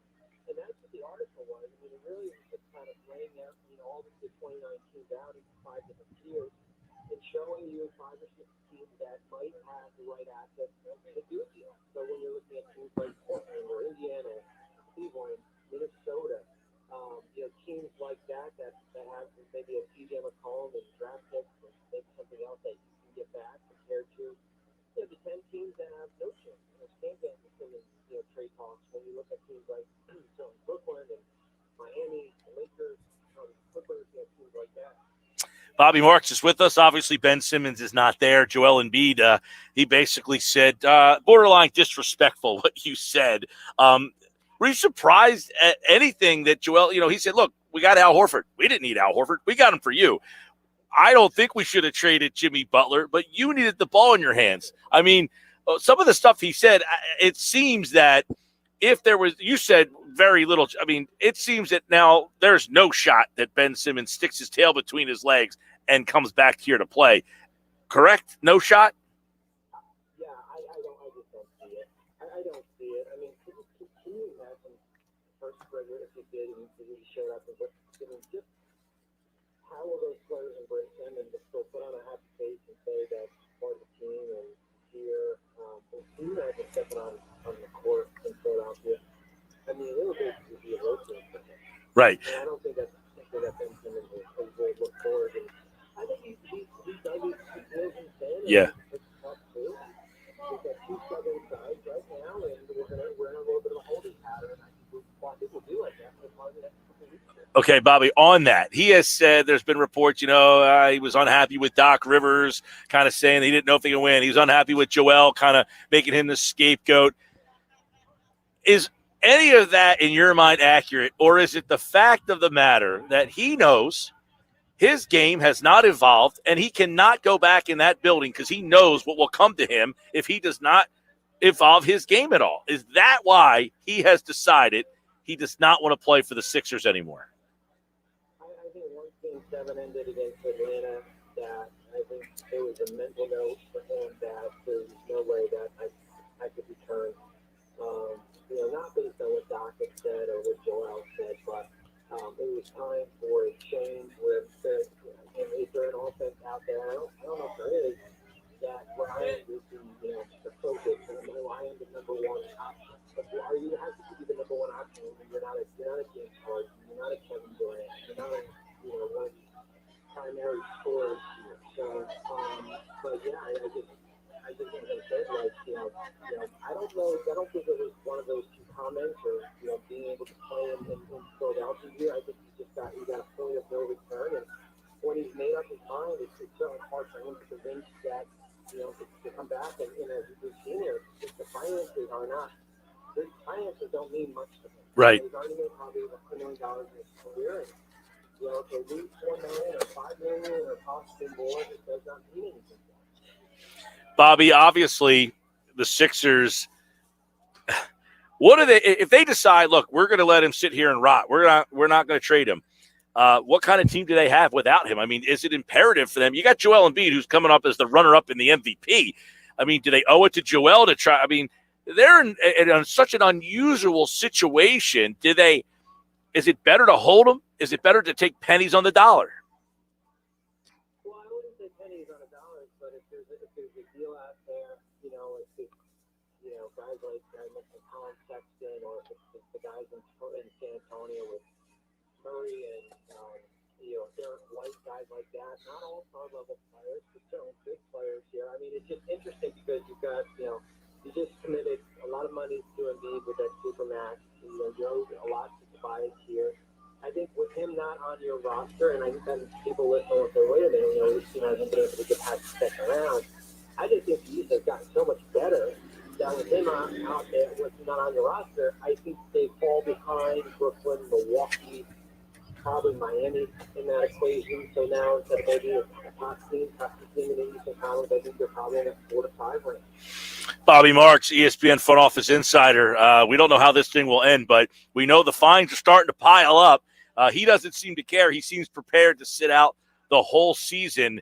We'll see where this thing goes. They start the preseason coming up. He will be fine. What is it, $227,000 per preseason? So yeah, I think it's 4 preseason games. So you're close to $1 million right off the bat before Woo-hoo-hoo. All right, Bobby Marks, appreciate it, man. Great stuff. And everybody follow Bobby at Bobby Marks 42 for more on this Ben Simmons saga. Thanks, Bobby. All right, always, think about it like this. He just said something that is crazy. Ben Simmons has already made over $100 million, so he can afford to lose $33 million. He gets fined. Think about this: $227,000 for every game he misses between the first preseason game and game number 20. After game 20, those fines go up to $300,000. And guess what? He will not blink at losing $300,000. You heard what Bobby just said. He said that the Sixers have put the $8.25 million in an escrow account, and they will just deduct the fines from that money. So every time he doesn't play, $227,000 gets taken out of that escrow account. Every time he doesn't play, the money just goes from the escrow back to the Sixers so that they don't have to say, hey, Ben, you owe me $227,000. I'll take a Venmo. Right? Can you imagine him Venmoing all his fines over to the Sixers for not playing? It is a crazy situation, right? It is a crazy situation that yesterday Joel Embiid literally, in my opinion, put the nail in the coffin of Ben Simmons ever returning to Philadelphia. He basically said, dude, you've got some bleeping nerve saying what you said. I'm Mike Gill. This is the Sports Bash Live on 97.3 ESPN. And don't forget, download the free mobile app. You can get the mobile app free in the Apple Store or Google Play.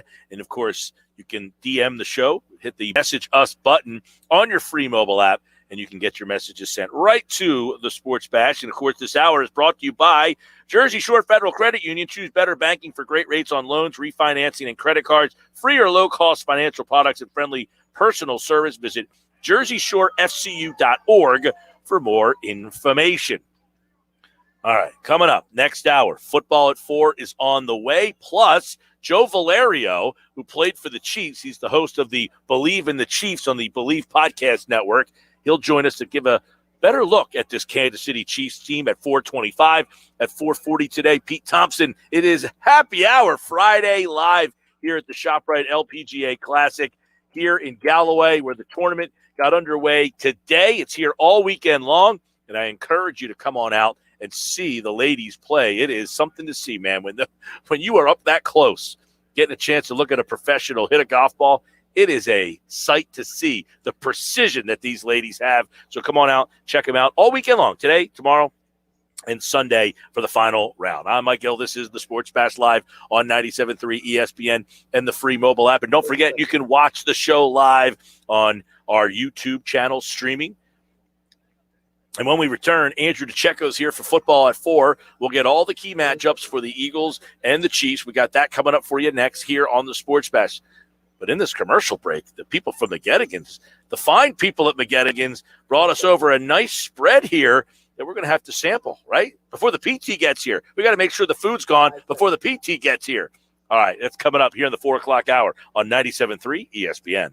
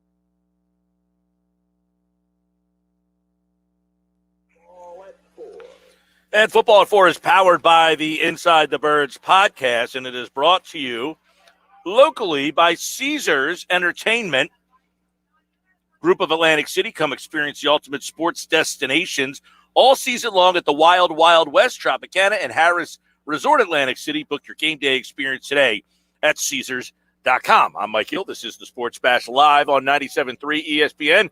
We're at the Shoprite LPGA Classic, where you can stop out this weekend and see the event for yourself live. If you've never been on out here, I encourage you to do so. And then you can tell me next time, hey, it wasn't worth my time. I think it will be. You'll have a great time. There's a ton of things to do out here. But this Sunday at 1 o'clock, I don't want to say the season is on the line, obviously, but a loss here, the Eagles would fall to 1-3. And Dallas this weekend, they play Carolina. Washington has got a tough matchup this weekend. They are on the road and taking on – actually, no, they're playing the Falcons. The Giants have the tougher matchup. They're down in New Orleans. So all 4 NFC East teams in play. We'll talk a little bit about it. We'll get a thought on all those games. But first, Andrew DeCecco from the Inside the Birds podcast. He joins me right now here on the Sports Bash Live on 97.3 ESPN with another edition of Football at 4 on the Happy Hour Friday. Andrew, what's up, man? Hey, Mike, how you doing? All is good. Happy Hour Friday. You know, we got that good vibe going on. And obviously, I don't know if it's a good vibe. The Chiefs are in town. Andy Reid is here. And on the surface, let me get your first thoughts on this Chiefs team. 1-2, 2 straight losses. To you, is that a factor in this game that this is a big game for the Chiefs? I mean, they obviously can't fall to 1-3 with the 2 teams playing each other tonight. One of those teams on Monday night, one of those teams are going to win. A Chiefs loss here, if the Raiders win, could put them, way behind the 8 ball here. So does that make this game a lot more challenging for Philadelphia? Yeah, it does in a way because you're getting an angry Kansas City team who is clearly more talented than their record would indicate. I know the old saying is you are what your record is, but it's really, I mean, they have an explosive offense. Their defense has not been as opportunistic as it has been in the past. We usually get to see the turnover-laden Kansas City defense play complementary football. But that hasn't been the case this year. So I think that they'll be able to get back on track. They have Patrick Mahomes at quarterback. This is a good get-right week, I would say, for the Kansas City Chiefs coming into Philadelphia, also a team in the Eagles that's reeling on both offense and defense. So we'll see how it goes. But, I mean, you have to like the Kansas City Chiefs' chances this week against the Eagles. Yeah, we'll look at some of the things that we like about them, but you mentioned turnovers, and obviously you wrote about this over at Inside the Birds. The Eagles' defense, they were playing well for 2 weeks, and then last week it was almost like they lost their bearings. It was like they put tape on the dam, and all of a sudden that water pressure just kind of got out of the way. But on top of the fact that they didn't play well Monday night, they're also not creating turnovers, and you wonder if they are going to have an inability to do that. What kind of defense does this team have if they can't turn the ball over? Well, it's a defense that they've adopted a bend but don't break philosophy. However, they can only bend so many times before they eventually break. The offense has to provide that complementary aspect of the defense is doing their job. I mean, for the most part, on Monday night, they did do their job. They had two goal line stands. They saw them. They got on the board early. But the offense needs to be able to play complementary football. Otherwise, if the Eagles defense doesn't get a turnover or 2 down the stretch here, but with that murderer's row schedule they're facing, it's going to be pretty damning, and it could quickly spiral out of control. They do have a number of pieces there, Mike. I wrote about it. They have Anthony Harris, who in 2019 led the league in interceptions with 6. Steven Nelson's a pretty tough, hard-nosed player, but he also had 9 pass breakups last year, 2 interceptions. And, of course, Darius Slay's there as well. So they do have the personnel to be able to, get their hands on some football and take it away. They've had some pass breakups, but they've had a lot of opportunities they've missed. When your offense is stalling as frequently as the Eagles is, you need to really come up with some of these turnovers if you want to stay in these games against some of these superior opponents. Yeah, and we would say the Chiefs are obviously a superior opponent, but I will say, Andrew, there's some weaknesses on the defense, and we know one of them is they don't stop the run. Now, conversely, last week Nick Sirianni called 3 runs. But if they want to win, is it imperative for Nick Sirianni to turn around and hand that ball off this week. No question about it. And I mentioned this on my fantasy football show. I was talking to Jeff, and I said, I like Miles Sanders this week as a play because I think that Nick Sirianni may even overcorrect his mistake from last week and not giving Miles Sanders the ball. Really lean on him early, especially to get the offense settled in. He might even get involved in the passing game. I would think they get Jalen Hurts settled into the flow of the game, and I think that you're going to see him be a primary component of the offense this week. And it really needs to be. They don't have the kids there to run the football. You got to do it early. You want to keep that explosive Kansas City Chiefs offense off the field as much as possible. And Miles Sanders has been productive when he's gotten the ball this year. So I think it's imperative to get him rolling early and go from there. Yeah, we know the injuries on the Eagles offensive line, but, last year they had injuries. Do you feel they're better equipped this time around? Obviously, they announced today that Mailata's not going to play. They haven't said what they're going to do at the guard spots. I would imagine, Andrew, they're going to play Dickerson at left guard, maybe. I don't know. I mean, they haven't really given any indication, but my reasoning is when Brooks returns, Dickerson is probably going to be the guy that sticks. So why not put him where you're going to play him, when Brooks comes back? But we don't know what they're going to do there. But it feels that even though there's 3 spots, that they're more equipped this time to handle it than they were last year. Yeah, and I mean, a lot of that has to do with having a guy like Andre Dillard available to step in and play left tackle in the absence of a Jordan Mailata. And we mentioned the players like a Nate Herbig that had experience. Jack Driscoll could possibly become a factor here either this week or in the coming weeks. These are guys that played a lot of snaps for the Eagles last year out of necessity, so you're not exactly throwing someone in there and asking them to be forged by fire. And, then you have to endure the growing pains that you typically do with a young player. These guys they have some snaps under their belt. So I think they are better equipped to handle this situation, this adversity, and navigate through that much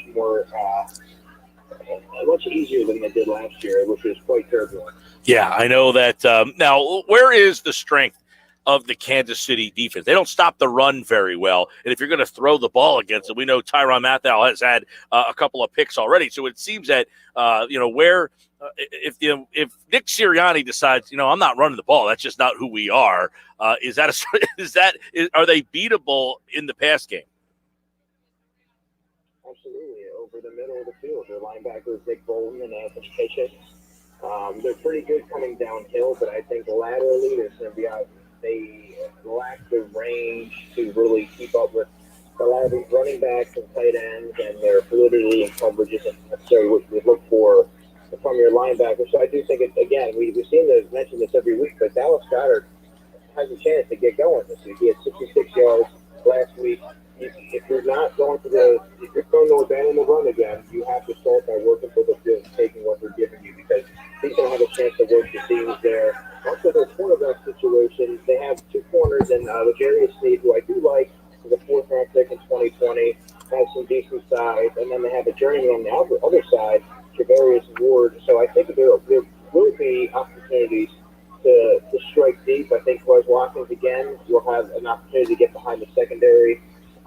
They're not overly imposing. I mean, outside of Tyrann Mathieu, who could do everything, their secondary is also beatable. I think what I really like what they have is their edge rushers, Chris Jones and Frank Clark. But outside of that, it's a relatively ordinary defense. They have some different pieces on the back end, and Juan Thornhill, the safety, and Tyrann Mathieu, and they have Jerry Sneed, who's an ascending young corner, in my opinion. But overall, Mike, that the Eagles will have a chance to put points on the board if they stick to the script and fold it sort of like they did in Week 1 with the Falcons, and don't try to get too greedy off the bat like they did on Monday. Well, Andrew, I think we both can agree. Like, if I say to you, Jalen Hurts is not going to get into a shootout and win against Patrick Mahomes. So if the Eagles, offensively, if they want to win this game, they're going to have to make it kind of a sloppy, run the ball, short bubble. You mentioned Quez Watkins. I like to see. I love the game that Sirianni called in week one. I thought he did a great job of getting the ball to his playmakers in spots, and he's just completely got away from that. I can't understand why. If you watch that game against Atlanta, he goes away from that. But for whatever reason, he's decided to take more shots down the field. And as you just indicated, they're not getting the tight ends involved. They're not running the ball all that much, which I guess how much is that kind of snowball down to the way Hurts has played, because he played really well in week one. Why'd they get away from what he did well? I think the opponent really had a lot to do with it. I think the way the score was sort of playing out dictated their approach, and I think they never really felt like they were in it on Monday night. Yeah. I think that he sort of felt that collective panic throughout the whole sideline, and the fact that you're asking a young player who is making 7th NFL starts to do Hurts, hey, go out there and win the game for us. This is on you. This is, that they had to just drop back and uncork a lot of deep passes, and really there was never really a rhyme or reason or any sort of a flow of the offense. They every week they've gotten gradually further and further away from their recipe that was so successful in week one, and they had that game in full control. And was it a gaudy down the field, take your shots? No, it was more of a horizontal offense, and where you're putting the ball in your playmaker's hands and letting them do damage after the catch. I don't know if that's necessarily going to work against Kansas City's team. I think you have to take your shot plays when they're there, because this is such a they don't give you. I mean, there's not a lot of margin for error against this team, because they put up points a bunches. So you need to do what works, but also you get a guy like Troy Watson, like Javarius Ward, and get the Dallas better working the safety on a guy like Daniel Sorensen, who is a very savvy football player, but not particularly athletic. There's going to be an opportunity to make him miss some space and make him beat you there. So there will be opportunities. They just need to pick their spots and exploit some of these matchups. Yeah, Andrew DeCecco, Football at 4. Great stuff on the breakdowns on that side of the ball. Let's look at what you think of Dillard the other night. A lot of people kind of have their eyes on him. By all accounts, he played pretty well. What'd you see from Andre Dillard, and what kind of matchup does he have this week? It actually surprised me, Mike, because you didn't really hear his name until later in the game. I thought he acquitted himself relatively well. It was a statement game for Andre Dillard, because once Joey Mailata's back, this is his most recent film. He didn't play at all last season. He didn't look he was very inconsistent, to say the least, as a rookie. So this is almost like an audition for him. So if you're a team that's looking to acquire his services, or you're trying to try and market yourself as a starting caliber left tackle in this league, well, guess what? Have decent film to work off of from last week. This week he's going to be going against a guy named Frank Clark, who's a pretty decent pass rusher. So this is a chance to really put your stamp on that position and make yourself known as someone who can play, who can be a full season starter at left tackle. It's not going to be here in Philadelphia, obviously, Right. But there's going to be an opportunity here to really prove your worth here. Yep, that's a good point. And obviously Mailata's out another week now. They're getting Rodney McLeod back this week. Sirianni wanted to kind of say, well, competitive reasons, but we're not going to ditch it out. But yeah, he's going to play, and getting him back couldn't have come at a better time, because they lost Wallace last week, so they needed to get McLeod back. What does he add to the defense? A smart, tough veteran presence on the back end that can help guys get guys lined up. I think he's a decent downhill player. He's just a field general on the back end, and you need at every level. You need one of those guys at every level. Brandon Graham it started and ended with Brandon Graham on the line, but now you have a guy like Fletcher Cox stepping up and Javon Hargrave. So on the back end, you have that vocal leader, Rodney McLeod. He's been around for quite a while. And I think he just has such he's just a presence back there that you really need. And we've seen him produce at a high level before, so he's going to provide some stability there for sure. Yeah. And you really get Marcus Epps there as the third safety, which is what he's best equipped at. There's going to be a role for him. It's going to be a very a brief, limited role this time, but I think that he's better playing that third safety role and taking on a more prominent role on special teams. And not being miscast as a starter. So it's really going to benefit the back end in many ways. All right, so obviously the high-powered offense of the Chiefs, that's something that their defense doesn't run the ball all that well. I know a lot of people would say, what's that one thing that Philly can do? If it's, defensively, on the defensive side of the ball, who's the guy? I mean, Kelsey, Hill, I feel like this is not a good matchup for them. So who's the guy that they need to worry about the most? Well, I'll tell you one that's not so obvious. I mentioned Steve Nelson versus C.D. Lamb, and early on in the game, C.D. Lamb beat him for a 44-yard pass. And I thought back to our conversation, and I think this week, similarly, Mike, you might see a guy like Nicole Hardman take advantage of those same deficiencies in Steve Nelson's game, whereas he's a tough, sturdy, physical perimeter player, but he doesn't have that long speed, and he's not overly fluid. So Nicole Hardman's been followed up this season. He's only averaging 9.7 yards a catch. That's very uncharacteristic for him. He's a down the field threat and has that electric speed. I think this week you're going to see him take advantage of an Eagles secondary that doesn't run particularly well, and I think that he's going to be a player to watch. Yeah, I like that's a good one. You pulled out a good one there because you're right. Most people think of Hill, Kelsey, obviously Mahomes, but they got weapons all around. Pringle, he had a big catch early in the season, but Marcus Robinson too. Yep, they've got a ton of weapons. We'll see how the Eagles match up with them. The injury report, clean for Philadelphia outside of Mailata. So they're going to be at, obviously as much health as they can. No Brooks, no Sayamala. But for the guys who are available, the only guy who will not play is Jordan Mailata. So everybody else, and Brandon Graham, obviously, is out for the season. What do you think of what they're doing? I guess they're using Kerrigan a lot with his hand in the ground, and he doesn't seem to be making an impact at all. Virtually invisible, Mike, through the first three games. I think you need to see less Ryan Kerrigan and more Josh Sweat. Of course, you need to see more Josh Sweat he's the Eagles' best pure pass rusher, even with Brandon Graham, with the healthy Brandon Graham. But I would also say that you need to see Derek Barnett's still got to be out there. And I wouldn't mind seeing a little bit more of Teron Jackson. He played a little bit last week. You get him a little bit of snaps too to have him sort of platoon with Kerrigan, because he's been pretty invisible against the run and the pass. So you have to wonder a little bit what he has left and what he's really able to provide. I think those snaps would be a little bit more beneficial to a younger player like even a Milton Williams playing some end there. Yeah. Than it would be to Ryan Kerrigan if you're not getting that production. That's a good name. Milton Williams, who I think started last week over Josh Sweat, which whoever starts the game doesn't really matter as much. But I think Sweat, correct me if I'm wrong, got about the most snaps he's had. I think he played the highest percentage of snaps that he ever played, right? Yeah, he did. And then another interesting note was that Patrick Johnson started at linebacker. So like you said, it doesn't necessarily – I think he played 28 snaps in the game. But it was noteworthy that he sort of leapfrogged Kennard Avery in that Sam Bowl. All right, Andrew DeCecco, your thoughts and pick for Sunday. Eagles, Chiefs, it's in Philadelphia. 1-2 Chiefs, 1-2 Philadelphia. Who you got? Oh, man, this is tough. I think that I have a hard time thinking that the Chiefs are going to go and put up another clunker and go 1-3. I'm taking Kansas City to win this game. We'll say 34-20.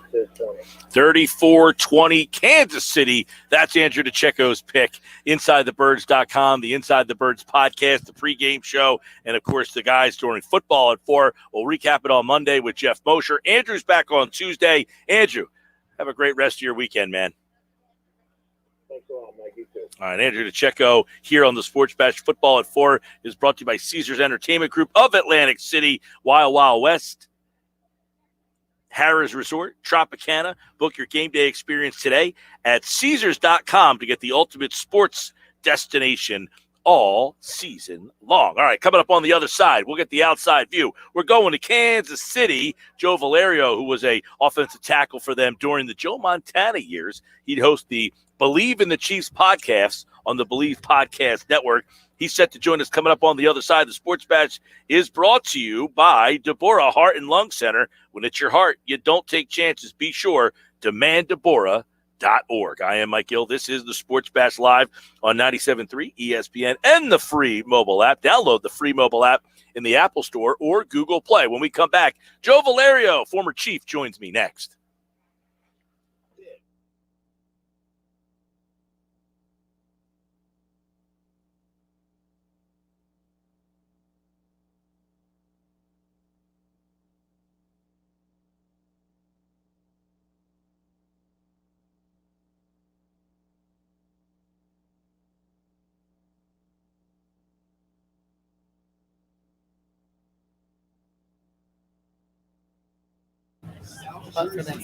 Bill.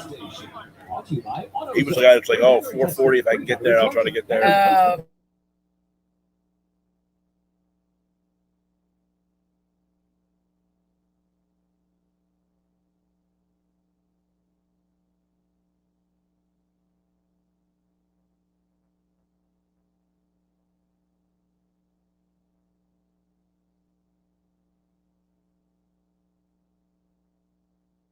Like a crazy person. Think she married him for his money? I don't even know if he has any money. Where's she from? Here? Don't you know? Yeah. Oh, they both are? I don't know where he's from.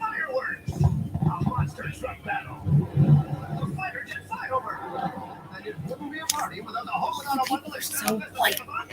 Gross. Not gross, but that guy.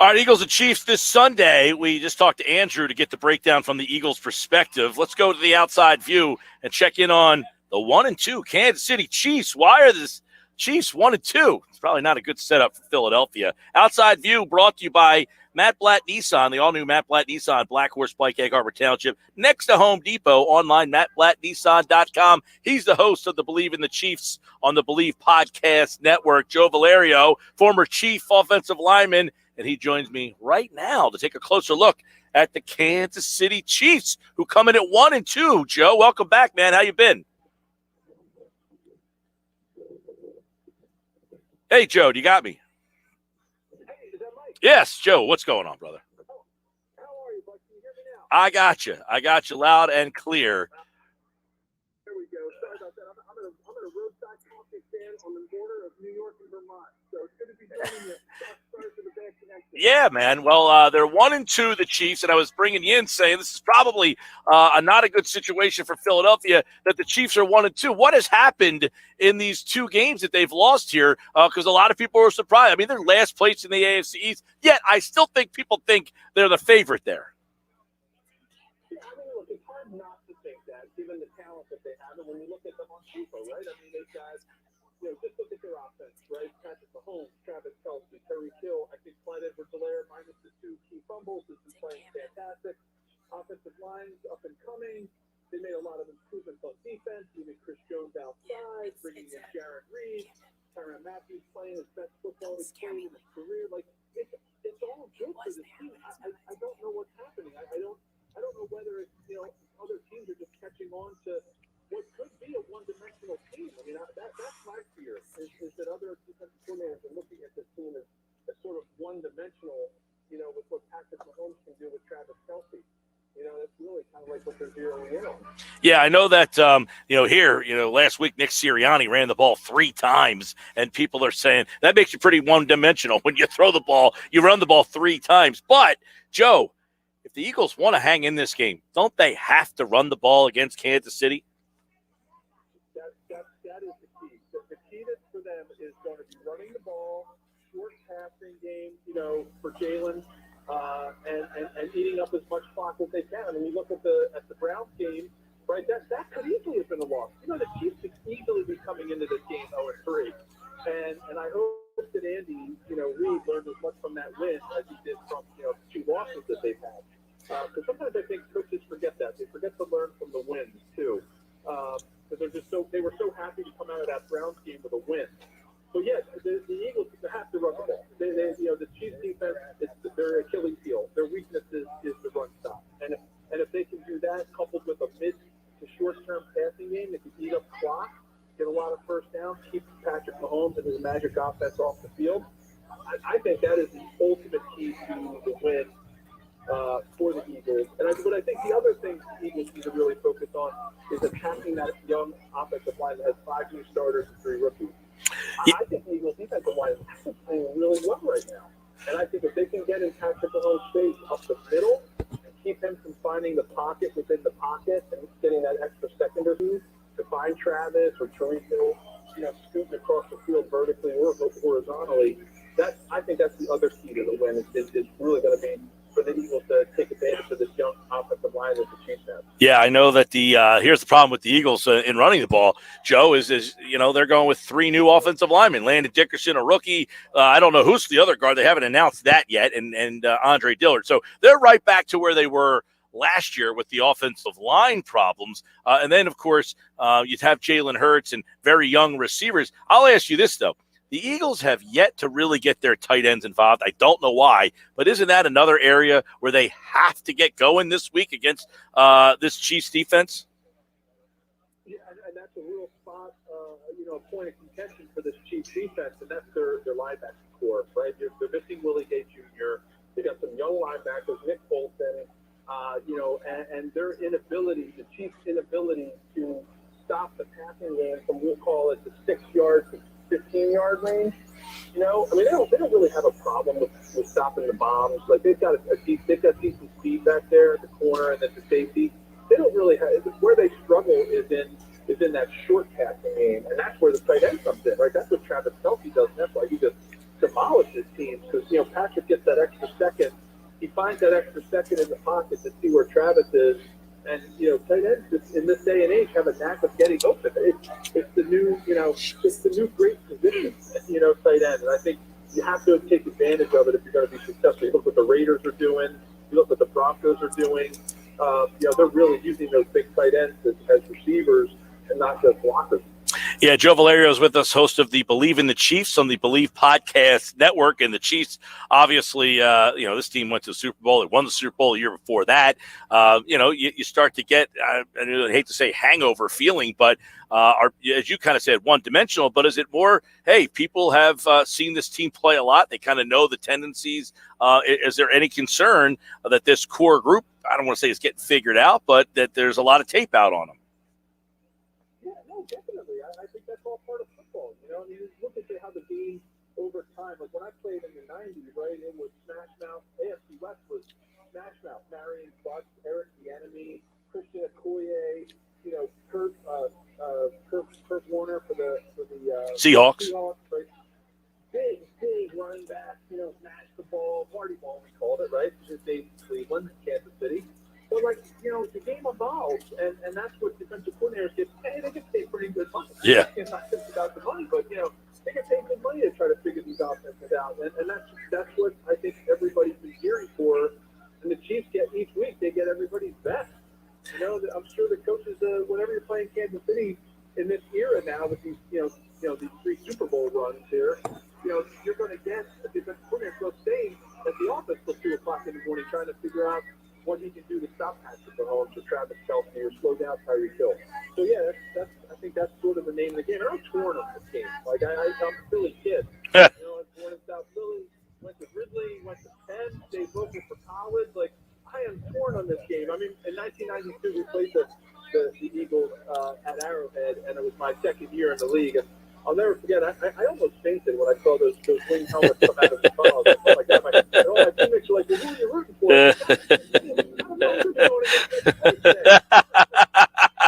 Joe Valerio, former offensive lineman with the Kansas City Chiefs. I always wonder about that. I mean, I've grown up with, people that played the league, and you think the same thing. Like, when does that get out of you? That, like, hey, I'm a kid from Philly, especially the guy, like, not every player who plays in the league was a fan as a kid, so it doesn't resonate. But, a guy like you sounds like, hey, I was a big Eagles fan, and here I am on the field. Like, when does that kind of get out of your system?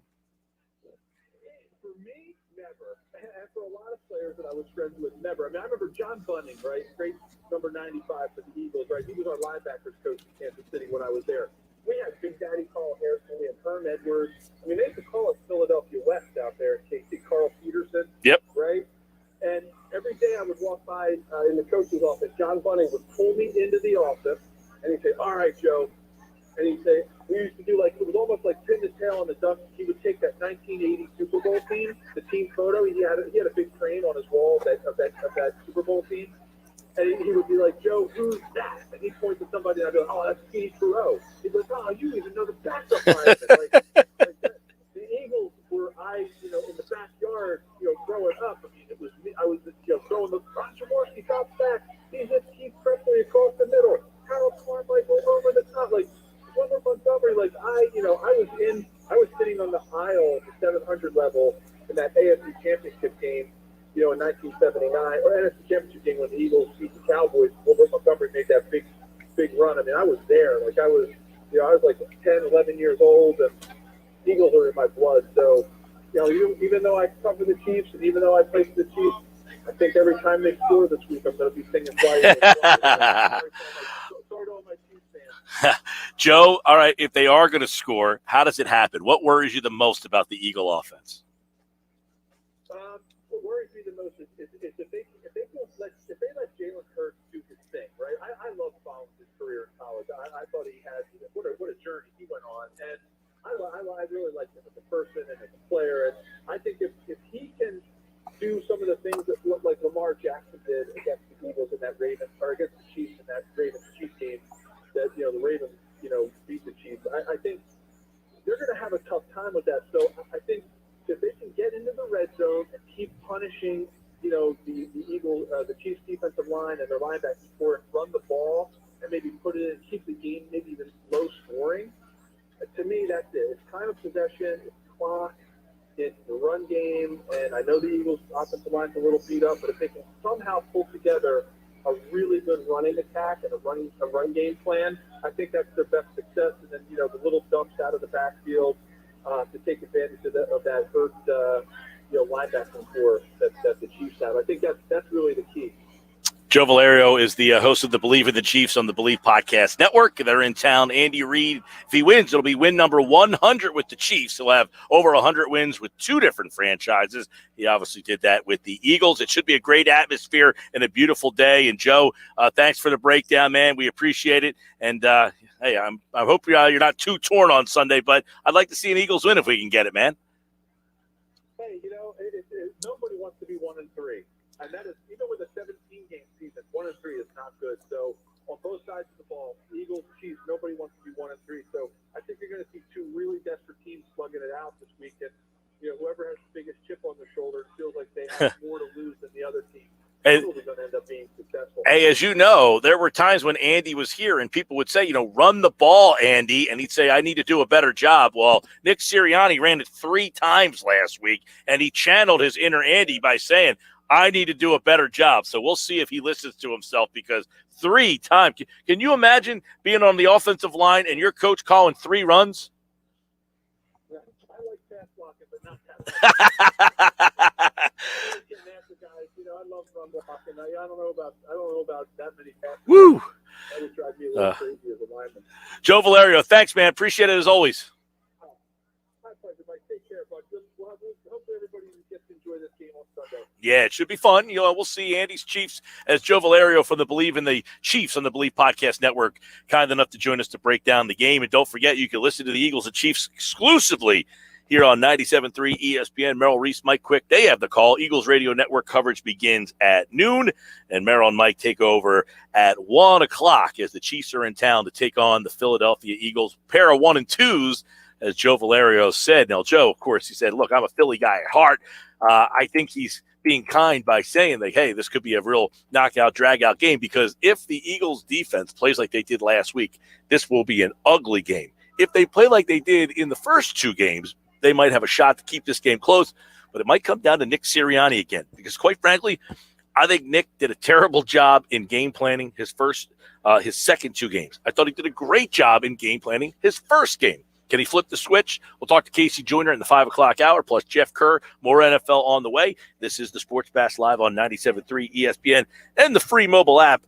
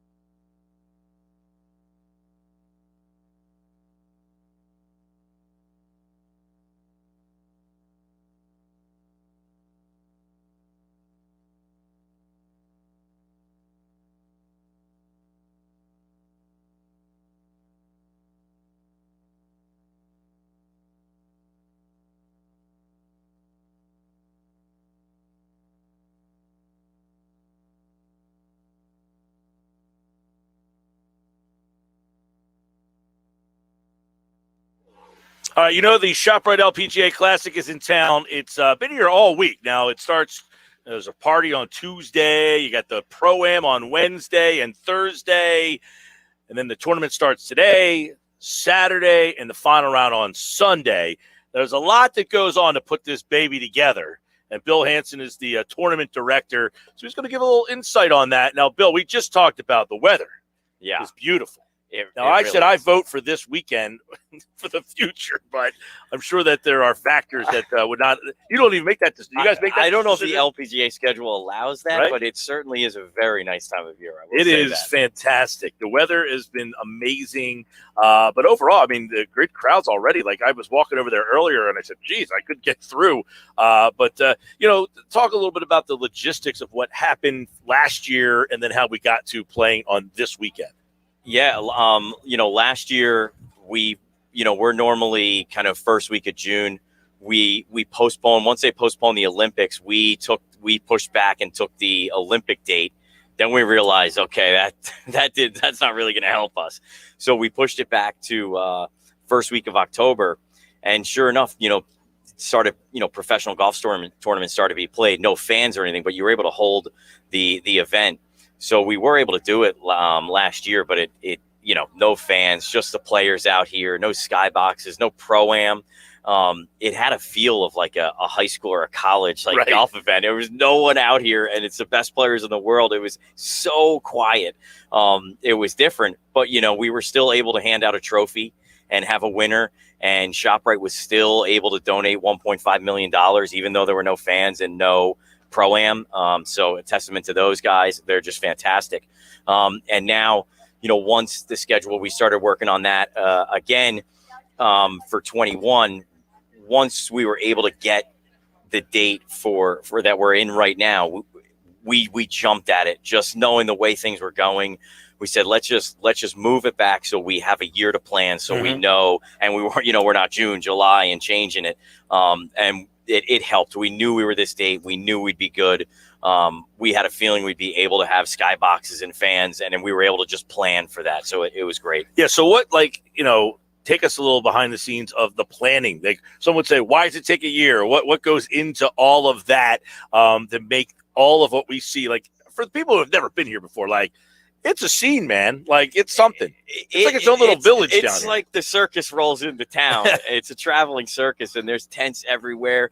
And just logistically getting all the equipment and having everything arrive on time. And it's especially with logistics this year, it was a lot of work, but we were able to do it. We have a tremendous staff, and here we are. And a month ago, I didn't really know how many fans would show up, what would it be like.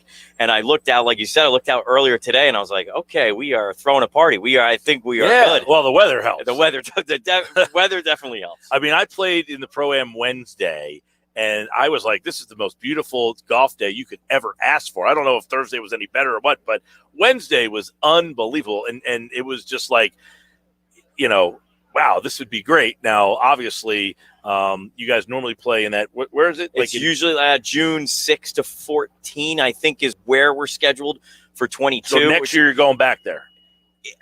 Yes, I mean that's the plan. It's tough logistically to just move it. With the LPGA schedule, it's set in advance, and with events all going back to their normal times, we though some of these weeks are not open. There's a big Asian swing that didn't take place this year and last year that allowed us to move to September. If those events take place, it's kind of tough. Right. But I always say, if you've never played, you're getting to play with a professional, right? Like, in any sport, you don't get to do that. You don't get to hit a fastball. You don't get to face a pitch to someone. You don't get to go on the court and have an NBA guy defend you. Or you're playing with someone, and, it's amazing the accuracy and the distance, just shot after shot. If you ever played in the Pro-Am, you just marvel. If you forget the Pro-Am, okay, you're not playing the Pro-Am. You just want to come watch. You will be amazed at just how accurate the shots are from the professionals at such a close distance. It's unbelievable. I mean, it's like target practice for them. And The one thing I find if you go to a men's event and then you come to a women's event like the Shoprite LPGA Classic is the tempo of the swings are so perfect in the women's game. Some of the guys like Bubba Watson are taking wild cuts, Bryson DeChambeau, wild cuts. You come out here and it's like, man, that's what I got to do when I go on the court. I'm over. Their tempo is just so perfect. It's again, I mean, like I said to you, I'm not very good. Obviously, I'm terrible. I saw a few shots. Yeah, yes. My first shot was maybe one of the best shots, 250 right down the middle. I'm like, okay. And I'm playing with Jen Neville, who she's not even on the tour. Right, I mean, right. Basically by her choice, she's like, I'm making enough money doing what she was doing outside of here, but she still likes to play in the events.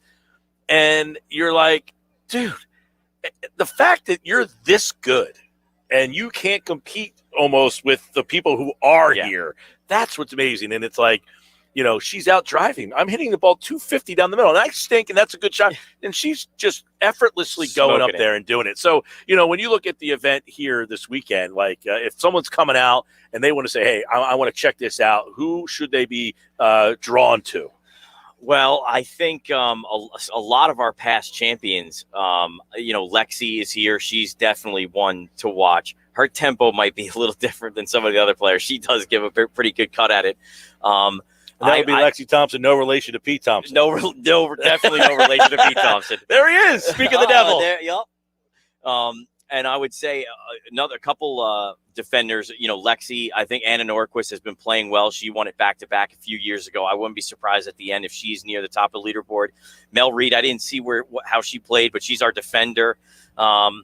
And I think I heard that Imby Park was rolling the rock, unbelievable out there today. And she's always up there. I wouldn't be surprised to see her at the top of the leaderboard.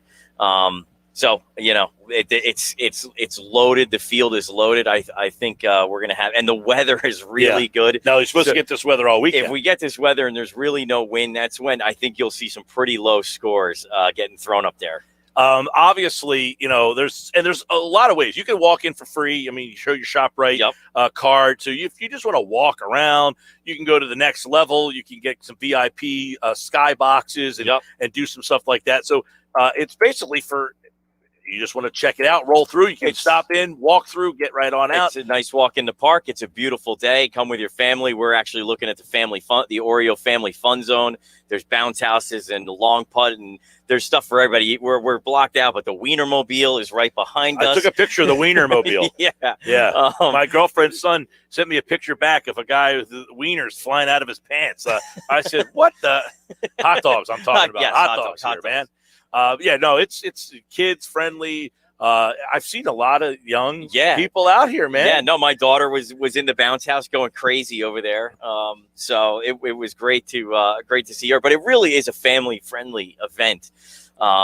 And then obviously we do have some skybox tickets if you would like to possibly partake in a beverage or two, which is just fine. Yep. But we've got something. That 18th hole is a lot of fun. Come in the afternoon. The marshals have a little more work to do to try and quiet down the skyboxes, but they do a great job. The Shoprite LPGA is here all weekend long. You can stop out tomorrow and Sunday, 7 o'clock tomorrow. 7 o'clock tee time again tomorrow, assuming everything goes well, depending on a normal cut size. I think we're about 8:45 first tee off on Sunday with a 4 o'clock finish on Sunday. Cool. And you can check out live coverage tomorrow, 1 to 4? 1 to 4 tomorrow and 1 to 4 on Sunday.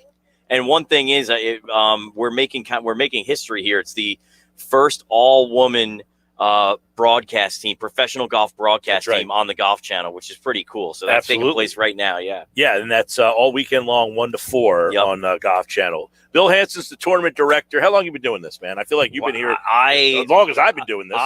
I started, I think, in 2012 as the volunteer coordinator. So we are getting up to around 10 years. So there's not many. I can't go very far without seeing someone I know after 10 years of being here. It's just when fantastic. They heard you were on, like it was like seagulls coming out to check out you on the radio here. Right? I was trying not to make eye contact because I know people were trying to get me to laugh or something. Well, it's always fun. It's and it's funny because everybody always says like Pete. I said, you're lucky that you still got me because otherwise you're not playing. He's like, well, this is my favorite event of the year. You know, there's guys who We have to have Pete. You have to have Pete play in the Pro-Am. So, no, the Pro-Am's fun. If you've never done the Pro-Am, that's a blast in itself. That's the Wednesday and Thursday leading up. But stop out to the tournament one of the days this weekend. And if you don't make it this year, you'll be back next year. We will be back next year. Most likely in June, but who knows? We see. are putting out – this is the better date. I don't believe I'm in control, but I do like the fall. All right, Phil. Well, appreciate it, man. Thanks for having us as always. Thanks, Mike. Phil Hansen, the tournament director for the Shoprite LPGA Classic, the Sports Bash on 97.3 ESPN. This hour brought to you by PropSwap, America's sports betting marketplace. Sell your sports bets and take your profit. Find out how at PropSwap.com or download the PropSwap app today. All right, next hour, we got plenty more to go, including Casey Joyner, who's going to give us the matchups to watch, plus one thought on every Week 4 game, and that's coming up next here on the Sports Bash. Jeff Kerr will be here as well, and it's also Happy Hour Friday. We'll have our Happy Hour Friday segment with the PT, who was no surprise to anyone, late for his segment. All right, Sports Bash is coming up next here on 97.3 ESPN. Download the free mobile app in the Apple Store or Google Play. And don't forget, Josh has game night tonight coming up at 6 o'clock.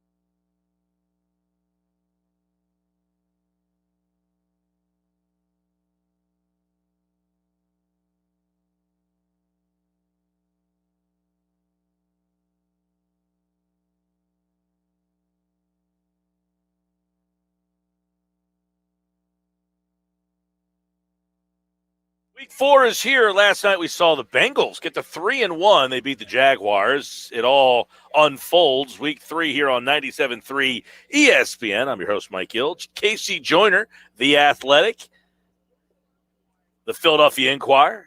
One thought every game as we break down each and every game. One thought every game, but a little deeper look at the Eagles and the Chiefs as Casey Joyner from The Athletic set to join me right now here on the Sports Bash Live on 97.3 ESPN. And the 1-2 Chiefs come to Philly probably a little angry, Casey Joyner. So let's start with that. The Chiefs are 1-2.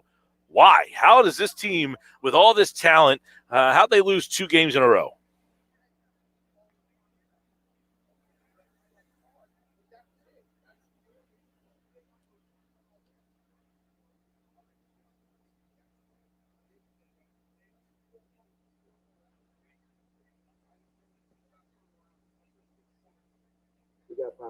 Yeah, I don't hear Casey Joyner. I don't have his audio. He might have a little bit of an issue on his side there with his microphone. I do not hear him. He's obviously hearing me because he was answering the question. So if you are able to talk, you go ahead. Maybe we'll see if we can pull you in and out and then get you back in. But I did see Casey just kind of moving his mouth there, but I did not hear what he was having to say. But I'm very intrigued by why this Chiefs team. By the way, Pete Thompson is here. I had nothing to do with that. If you're blaming me, all I did was sit down. So, well, I figured as soon as you showed up, everything kind of got off. What happened? Right, exactly. We were moving so smoothly. That's true. And then you just happened to be frolicking through the Shoprite LPGA. What is my mantra? That if I didn't have bad luck, I wouldn't have any luck at all. Yeah, right? probably something to that effect here, right? I digress. Enough about me. Let's talk more about me. All right, I think we got Casey Joyner back and ready to go. Now, I'm on remote, so I'm trying not to control the stream, but sometimes that doesn't go over so well because when I hit the stream button, it lags a little bit. Josh hasn't quite caught on to that I'm like needing him to run the stream for me. Right. So if I ask him, I will be told that he's got too much to do. So I try to do it, but it's a lot less conducive for me to do it. Casey Joyner, can you hear me? Crossed. I can hear you. Can you hear me? I got him. There we go. So you were saying, why are the Chiefs 1-2? How has this team lost the last 2 games?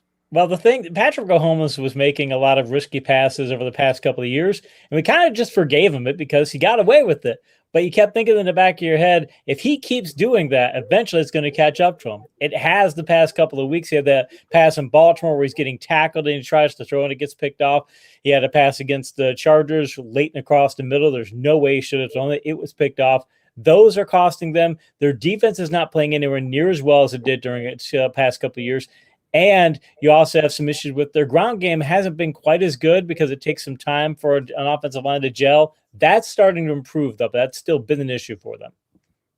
Casey, obviously, they got a whole new offensive line. So how is the offensive line, this new look? They were terrible in the Super Bowl. We all know that.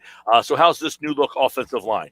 They're doing a whole lot better. I mean, because I like the 186 rushing yards against the Chargers. They finally have been able to get things going. Fantasy managers can finally stop pulling a hair about Clyde Edwards-Helaire. It's good. They're getting better. It takes time. The Super Bowl, they had just everybody was injured. They were playing with almost all backups across the whole front. So it does take some time to gel, especially in the running game. And not only that, you got to figure they've had some pretty tough opponents. I mean, the Browns, Ravens, and Chargers, those are all 3. It would not be a surprise if all 3 of those teams made the playoffs this year. So you got to take that into consideration, too, that you get one pick going the right way, you get a couple of things going the right way. This would be a 2-1 team at the very least. Yeah, and I know, obviously, the Eagles last week defensively had a little bit of a breakdown. Now, is that because their defense not so good, talent not there, Dallas good offense? When you read into what they're up against here, what do you see about that Eagles defense last week that might worry you? What the concern of me is, from my Inquirer article this week, one of the things I led with was that the Eagles, people were bashing Nick Sirianni for going with with shootout mode, and I pointed out that there's a number of reasons. We talked about it for the years, actually, on the show, about how if you go to a shootout mode, you do that if you might be at a talent disadvantage and say, okay, we can make it up that way. The thing is, the Eagles sat back and said, we're going to go ahead and play cover 2. And usually if you're going to do a lot of cover 2, a lot of what they call shell coverage, if you're going to do that, teams are normally going to run the ball. They're not going to try and throw. Cowboys said, all right, we'll throw deep. We don't care if you're sitting back there. We'll still try and test you. We'll do things. And they got some safeties out of position and did some things of that nature. So the Eagles, if you want to play that type of coverage, you really can't give up the big play, because if you're giving up the big play like they did last week and you're trying to play cover two, you're going to give up plays in the ground game too, and it's going to hit you twice. Yeah, I know. We'll take a look at some of the matchups here. Let's start with the Eagles. It's going to be tough because their offensive line, you got Landon Dickerson. We don't know if he's playing left guard or right guard. We don't know who the other guard is going to be. Is it going to be Nate Herbig? Is it going to be Sue Opeta? We got Andre Dillard playing left tackle. That we know Jordan Mailata has been ruled out. So the Eagles are right back to where they were last year, Casey. It seems that you keep rating them as this good offensive line, but the pieces keep falling apart. It is a good offensive line. And no matter what happened last year, they still were able to run the ball. And that's the whole thing. We have this conversation repeatedly that the Eagles should run the ball. When you have these kind of interesting offensive line, it's easier to run block than it is to pass block, or at least it's easier to get your assignments correct. It's harder to get things screwed up. You've got Sanders, you've got Gainwell to catch passes, but you can also be an effective runner. You've got Boston Scott. I've talked before about his fantastic vision. And you've got a Chiefs defense. They gave up 153 yards on the ground in week 1, 251 yards in week 2. This defense has not been very good against the run. The Eagles ought to run the football, but again, Sirianni might still be of the mindset like he was going into the Cowboys game. I need to turn this into a shootout because I don't know if we can hold Kansas City to, say, under 24 points. And if we can't, we got to go score 30. We do that through the air. Yeah, let's take a look at the fact that they can't stop the run, statistically speaking, Kansas City. So Nick Sirianni runs the ball 3 times last week. The matchup is there, right? Turn the ball, hand off, give it to Miles Sanders. Is that an advantage check Eagles? It should be an advantage check Eagles because the Chiefs are their front seven is getting fairly well dominated. Again, figuring that they played the Browns and they played the Ravens. That's who they give up the big yards against. Those two teams can run the ball very well. But as mentioned, the Eagles they led the league in my good blocking rate metric last year. They had fantastic numbers in weeks 1 and 2. They did okay in week 3. They're still, for what they ran, 3 times. But overall, for the whole course of the season, they've had good rushing blocking numbers. So they ought to be able to run the ball, and they should commit to running the ball. But again, you got to think if Nick Sirianni is going to say, hey, we need to go ahead and turn this into a high-scoring game. Having said that, I keep coming back to, look, the Chiefs, they only scored 24 points last week. So if you play a certain type of game, you can keep them somewhat in check. And if you're playing a lot of those cover 2 coverages and you're playing that kind of shell coverage, you should be able to keep them to underneath stuff. So if I'm the Eagles, I want to go to try to slow the game down because they tried to get in a shootout mode last week and we saw what happened. Yeah, and obviously, the Eagles seem like they want to shoot the ball down the field a lot. They keep taking these shots the last 2 weeks anyway. Young receivers. If Jalen Hurts is going to go back to throw, is he going to find success this week against the Chiefs secondary? He's got some targets he can go after because if you look at the Chiefs secondary, you're looking at Charvarius Ward, who's a very good cornerback who I've rated occasionally as a red-rated cornerback. 9.9 yards per target. He's only allowing a 45.5% completion rate per Pro Football Reference, but still 9.9 yards per target says you're somebody who could be targeted. Tyrann Mathieu has been targeted 9 times, allowing 15.4 yards per target. He's a safety, so those numbers don't quite relate the same way they do at cornerback, but they also have had some other issues in the secondary. You've got L'Jarius Sneed. He's allowing 11.6 yards per target. He's allowed all 7 passes thrown his way to be completed. Same with Rashad Fenton, he's allowed all 7 passes to be completed his way. So they've got some players who they can go after in the secondary, but if I'm the Eagles, when you look at the receiving core, I still want to pick my shots, but they've got people they can go after. All right, let's look at the Eagles secondary and how they match up against Kansas City's weapons here. You've got a whole bunch of options there. Obviously, Nelson Slay, McLeod is back this week, Anthony Harris, and Avonte Maddox, your slot guy. They got their hands full this week. They do. It's good to have McLeod back. I think that's been a problem for them. They not having him back there has been an issue. Steven Nelson had good metrics coming into last week. He's allowing a 70% completion rate now, though, and 8.8 yards per target. You don't want to put him on Tyreek Hill. But then again, there's nobody you want to put on Tyreek Hill. It's not a good matchup for anybody. So they're just going to have to be. Because when you look at metrics in man coverage versus zone coverage, you're going to be more forgiving in zone coverage because you're trying to invite them underneath. If I'm the Eagles, I just have to invite them underneath. And if I'm the Eagles, when you got McLeod back, go after Kelsey. Try to hold at least him in check and say, look, if you're going to beat us, you're going to have to beat us over the top. And one thing I'd like to see Eagles try and do, though, we talked about Patrick Mahomes throwing a lot of risky passes. And if he's going to do that, you've got to play a secondary, got to play an approach in the secondary that's going to take advantage of that. I'd like to see them mix their coverages up more instead of just going basic and vanilla and say, hey, we're going to do some things to try to get Mahomes to make some of those mistakes, because he's shown he'll do it, but you got to be in the right scenario to take advantage of it. Yeah, and I know Kelsey obviously is an issue for everybody. Philadelphia's linebackers are a problem. Obviously, they did a good job with Kittle. Last week was kind of a tough just because, they didn't have an answer for anything. But you would imagine that Andy Reid is going to go. He knows the Eagles' philosophy with linebackers. I'm sure he wants to try to get his tight end matched up on the Eagles' linebackers. He does. And if I'm Jonathan Gannon, though, he's been showing a lot of basic coverages. And they good against Pitts in week 1, too. Pitts is a talent. I mean, he's a rookie and all, but a talented tight end. So if you stop those two players or slowed Kittle and Pitts down, it's not saying Kelsey's in a different class than any tight end. He's just a step above even the elites. But if you can find a way to even keep him to a reasonable game, that's good. But if I'm Gannon, I'm switching things up. I do not want to go basic in this game. I do not want to go plain in this game. Andy Reid will tear this defense up. Andy Reid and Mahomes and company, they will tear this defense up if they sit back and play a lot of those types of coverages. Having said that, I'm not sure that they have the personnel to be able to do that, and you don't want to start to try to do a lot of new things when you're going into a matchup like this. But if they have any kind of mixtures in coverage, if they have any kind of things that they've not done yet that they've been saving, this is the matchup to bring them out, because you've got to make up for a personnel gap. I know we talked the last couple of weeks about tight ends, but if Philadelphia wants to use the tight ends, they haven't decided to do it the first couple of weeks. They did. Last week you talked about it. You said Dallas can't cover the tight end. First play of the game, Dallas got it, 37 yards, right down the middle. They never went back to him until late in the game. Isn't this another week where you say, Ertz, Goddard, give me what you got?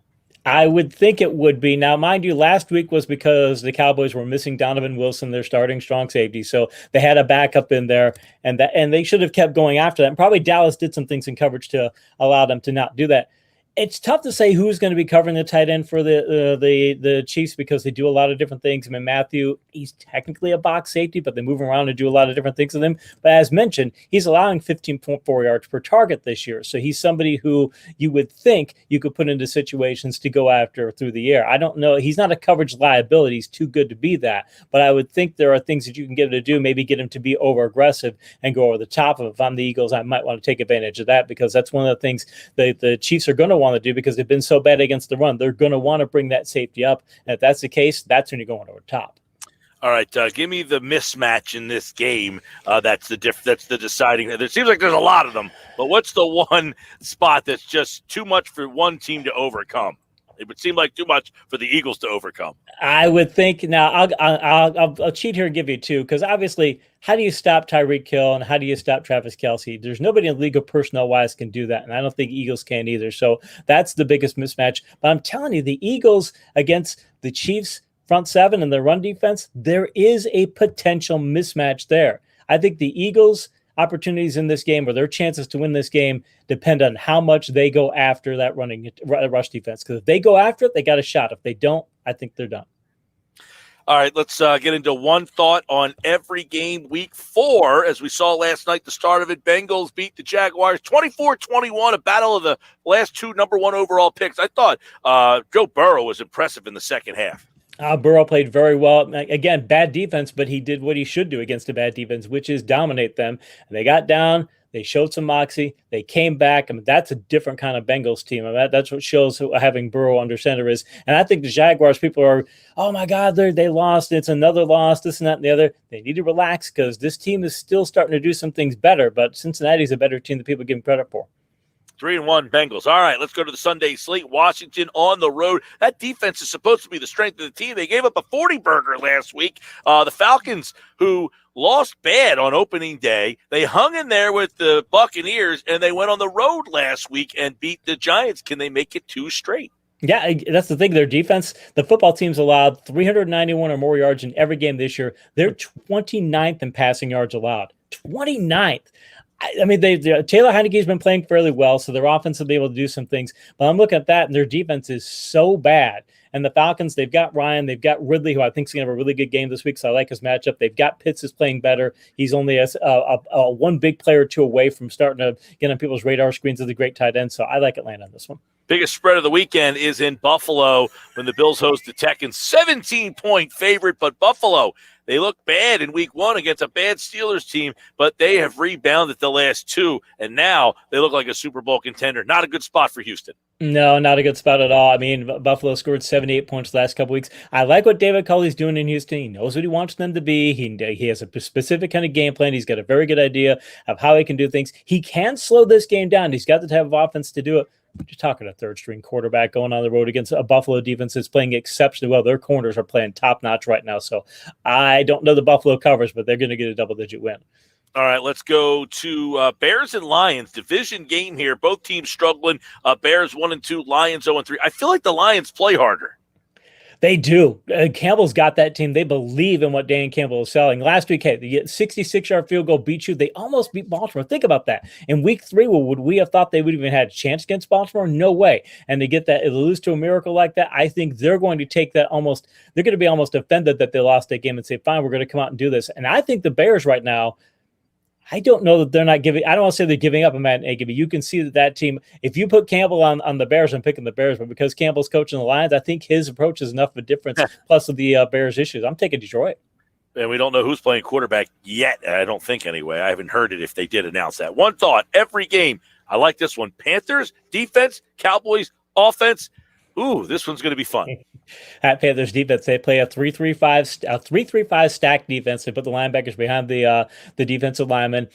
It's a very different kind of defense. You see there's a mixer in the NFL, but you don't see it as a kind of a base defense, and they do it, and you can blitz off it a lot. You can do a lot of creative things. So they've been able to do that. The Cowboys, though, I mean, they rank 5th in yards gained and 4th in offensive expected points added. Carolina's offense has been efficient, but I'll take the powerhouse offense of the Cowboys plus being in Dallas for a very small margin for the Cowboys in this one.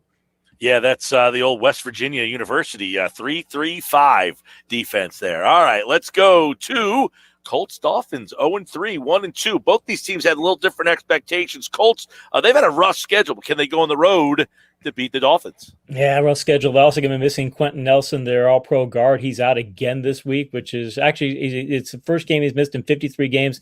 He's a dominant road grader of a player, and they're going to miss him. I mean, you've got Wentz battling the issues with his ankles, but the Dolphins, they did some creative things last week, and Brian Flores is a very good coach. But I just think Indianapolis has a talent advantage over what Miami is, and I still think if Wentz is healthy enough, he still gives them a pretty significant edge there. So, again, small margin. I'm going to take the Colts in this one on the road, another upset. All right, there you go. With there's been a lot of road wins in the league this year. Let's go to another possibility. Browns in Cleveland, Browns in Minnesota. Vikings got a big home win last week, beating Seattle, but this is definitely a different Browns team than we've seen in the past, and they are a road the Browns are a road favorite. They are. And Minnesota, think about it. I mean, they've gained 317 rushing yards the past 2 weeks. I don't like the idea that Cook is banged up, but you also have Cousins playing as well as he's ever played. You've got Jefferson and Thielen. But Cleveland ranks 1st in rushing touchdowns, 2nd in rushing yards. They post 153 or more yards on the ground in every game this year. They're playing the kind of offense that Mike Zimmer would like Minnesota to play. And I think that Zimmer wanting to play that type of offense, I still think that he's going to not want to go to that type of shootout mode. And I think Cleveland's going to be able to play its game more than Minnesota is. So I'll take the Browns. All right, Giants on the road going to the Saints. The Giants 0-3. They lost at home last week to a pretty bad Falcons team. This Saints team, hard to get a read on, even at 2-1. Yeah, they are. They want to run the ball so much. They'd like to keep Jameis Winston to throwing just 20 passes a game, and it's basically what they've done. I mean, think about it. Sean Payton's offense, he had 151 or fewer passing yards in 3 straight games. That's just not what you'd expect out of a Sean Payton offense. But that's who they are. It's what they've been building up to. The last couple of years, they've been trying to run the ball more and play defense, and they had Brees, so they were able to mix more passes in there. But they don't mind playing that approach. That's who they've been. The Giants have receiver issues. Barkley's back up to speed, but I still don't know that he's going to be a bell cow back. Neutral side, I might say that it's the Giants. But being in New Orleans with that crowd and with the Giants injuries, I'll take Saints. Another road team that's probably a favorite here. Well, they are 6.5, but the Titans going to the Jets. The Jets have had all sorts of problems. But to be fair, they have played 3 pretty good defenses. They have, but I mean, the Jets offense has they're just atrocious. They're comically inept. They ranked dead last in scoring drive percentage, points scored, offensive expected points added. They're 29th in turnover drive percentage. They have the highest pass pressure rate allowed, and they've given up the most sacks. Now the Titans are missing A.J. Brown. They're missing Julio Jones. They both can be out in this game. But they've got some backups who can do pretty well. And again, they're a Derrick Henry-led team. 392 rushing yards the past 2 weeks. I think he runs over the Jets defense pretty well. The Jets offense, as bad as it is, I got Tennessee winning this one. All right, this one's a good one. Arizona and the Rams going to L.A., two teams, 3-0, top of the NFC West. The winner of this will be atop the division. And you're seeing a little bit of change into the guard here, possibly. You are possibly. I think these are two. This is going to be a very entertaining game because the Cardinals have racked up 31 or more points and 400 or more offensive yards in all three games. The Rams have posted 27 or more points and 370 more yards in that same span. So they're both really high-scoring offenses. It usually in a game like this, it can often boil down to which team is best suited to keep the scoring pace going. I don't like the Darrell Henderson injury for the Rams, but the Cardinals also have an injury with DeAndre Hopkins. Plus, it's in Los Angeles, so it's a very close game. Photo finish, I'll take the Rams. All right, this one, Seahawks-Niners, another NFC West matchup. Seahawks, what's going on there? And the Niners have some injury issues. Yeah, the Niners do have some injury. Well, that seems to be their approach all the way across the board as they have all these injury issues. Seahawks are throwing the ball exceptionally well. They're doing a lot of things to the air, but they want to throw the ball, but they also want to run the ball because Pete Carroll, they've given up 985 offensive yards over the past 2 weeks. I think he sees a repeat of what happened last year. The 49ers don't have any kind of issues like that. So I think they ought to be 3-0 if they would have played the end of that Green Bay game, right? I think they're going to win this one too. All right, another good one. Ravens-Broncos. We'll find out. The Broncos have had 3 wins, but they've played 3 teams. Ravens, obviously, coming off that win a couple weeks ago against the Chiefs, and then they got the 66-yarder to win last week. So I guess we'll find out a little bit more about both these teams. Yeah, exactly. And I think Denver's defense is for real. I know they've had a weak schedule, but Denver's defense is for real. I like Bridgewater. He's passed the Parcells, we'll talk about 100 times, which said, that's something only elite quarterbacks do in college. He's done that well. I think he's a very good fit for what they want to do on the offense. They had the 1-2 rushing punch. Worried about Gordon's injury, but I don't think it's going to be something that keeps him out of the contest. It's also in Denver. I think Baltimore's a bit of a mirage. They got a lot of injuries still. I think Denver's actually going to pull out the win in this one. All right, this is interesting. The Packers in week 1, they looked horrible. They've won 2 straight. Pittsburgh in week 1, they look really good. Now, they've looked horrible for 2 straight. Now they meet here. What gives? I think the Steelers are getting my son is a big Steelers fan. We watch the games together and things, and we're getting ready for what's going to be. I think it's going to be a bad season for them. Ben's arm is bad. The pass blocking is bad. The run blocking is bad. Their pass rush has been non-existent since T.J. Watt and Smith have been banged up. Their secondary is not very good. I'm just seeing and again, Roethlisberger is dealing with a pec injury too that probably isn't going to get better. So you can't have him throw the ball 40 times. It's just going to get worse. And you're on the road to face Aaron Rodgers, Devontae Adams, Aaron Jones, etc. So I got Packers in this one pretty handily.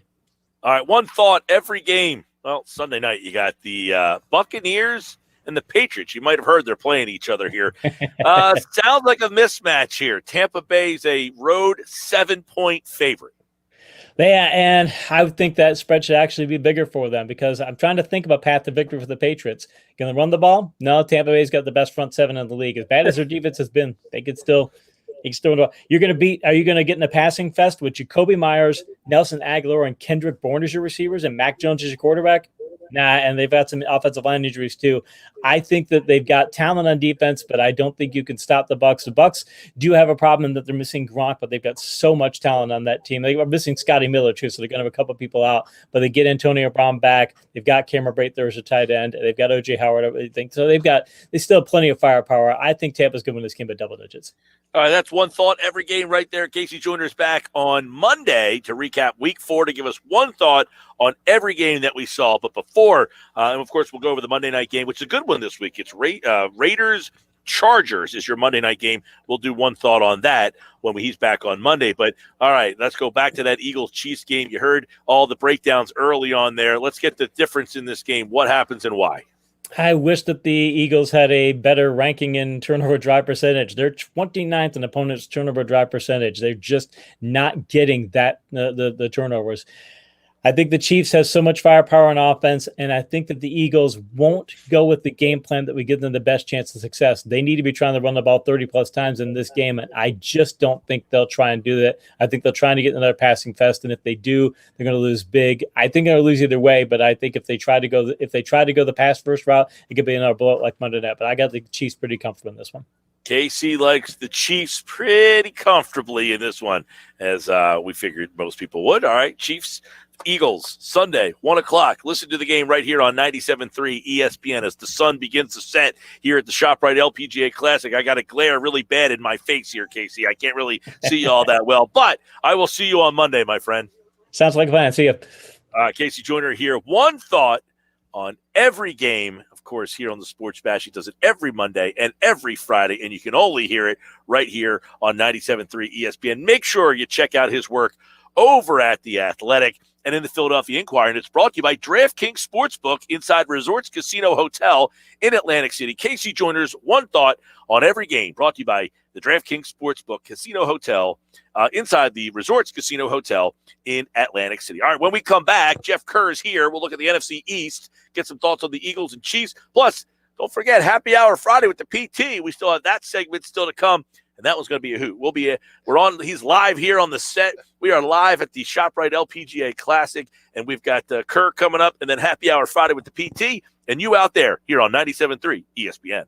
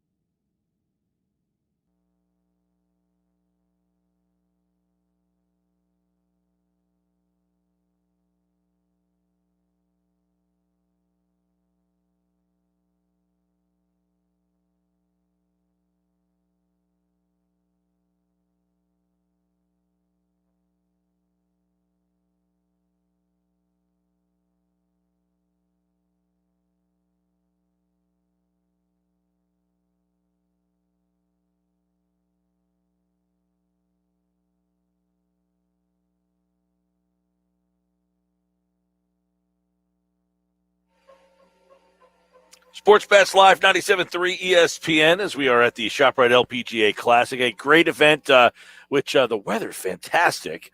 And we got Happy Hour Friday coming up with PT in just a little bit. Right now, Jeff Kerr previews the Eagles and Chiefs, the NFC East, CBS Sports, as we get ready for the Eagles and Chiefs on Sunday. Andy Reid returns to Philadelphia. And obviously, I think, Jeff, you tweeted this out earlier in the week. If Andy Reid wins the game, he will have 100 wins with 2 separate franchises, which would put him in some rarefied air, man.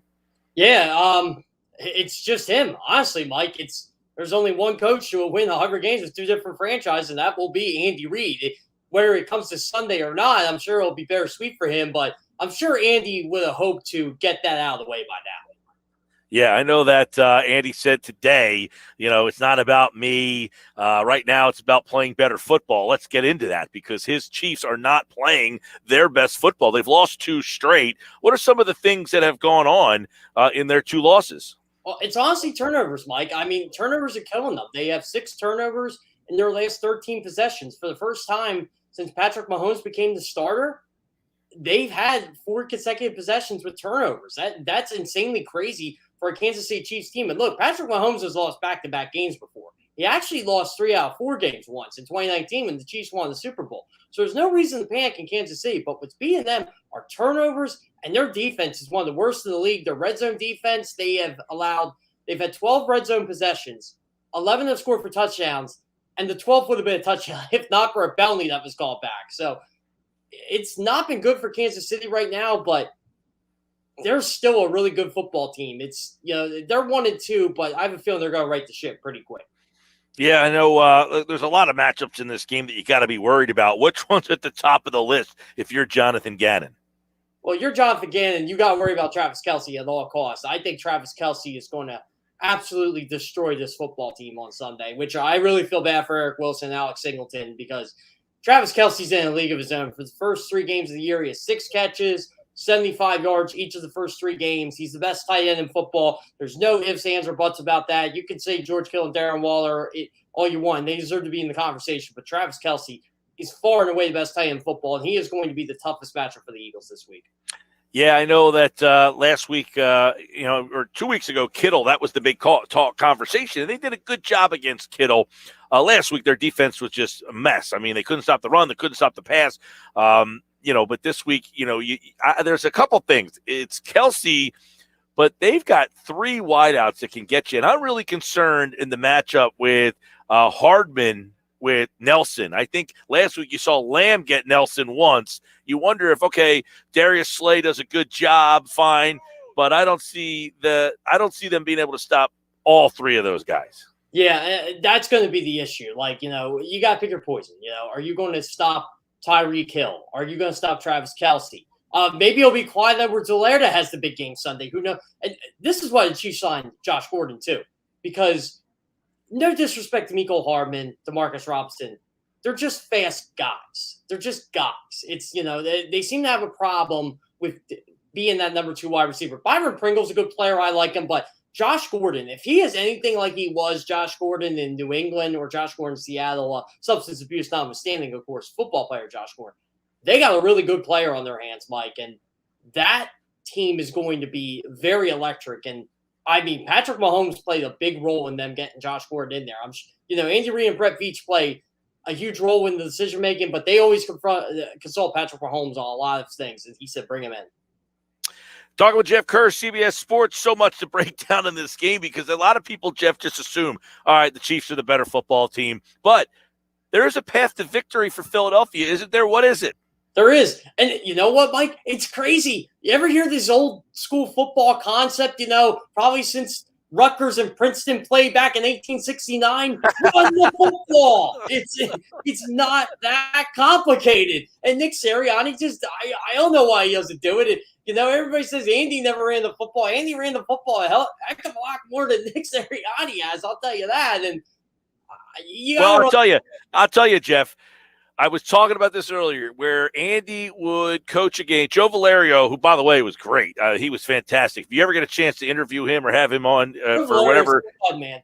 Fantastic interview. And I told him, I said, Andy used to get yelled at for not running the ball, and he'd say, I need to do a better job. Well, he never ran the ball 3 freaking times in a game, right? So what does Sirianni do? Well, Andy Reid was a good coach, so I guess I'll go with, well, I need to do a better job. That's not going to fly. That's not going to fly very long. No, it's not. That's the irony of this entire thing. Like, everybody get on Andy Reid for never running the football. Well, here's the worst part. If Andy Reid had a Miles Sanders, he was running the football. He used to run the football with LaShawn McCoy, who, as we know, just retired a Philadelphia Eagle today. And, he would give LaShawn McCoy his touches and his carries, and he gives them the Clyde Edwards-Helaire and Darrell Williams. But Miles Sanders, he is too good of a player. 8.9 yards per carry on first down. Everybody goes, well, that stat is skewed. I'm like, no, it's not skewed. It's not. It's Miles Sanders gets yards when he produces. Everybody goes, well, if you take away the 75-yard run and the 74-yard run and his yards per carry average isn't as high. Well, I hate to say it. That's why they call it an average. I'm a bowler. If I bowl 300 and my average is 200, it's going up. That's the way it is.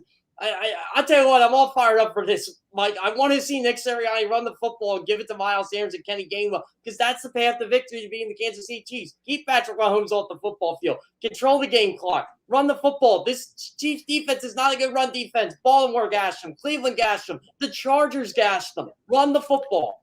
Right, and what Valerio said was, look, this is a team that maybe is on tape a lot. They got a lot of the same weapons, that maybe there's a lot of tendencies and a lot of tape out there that if you do a good job game planning for this team, that they are beatable. They're showing they're beatable here. I want to ask you this.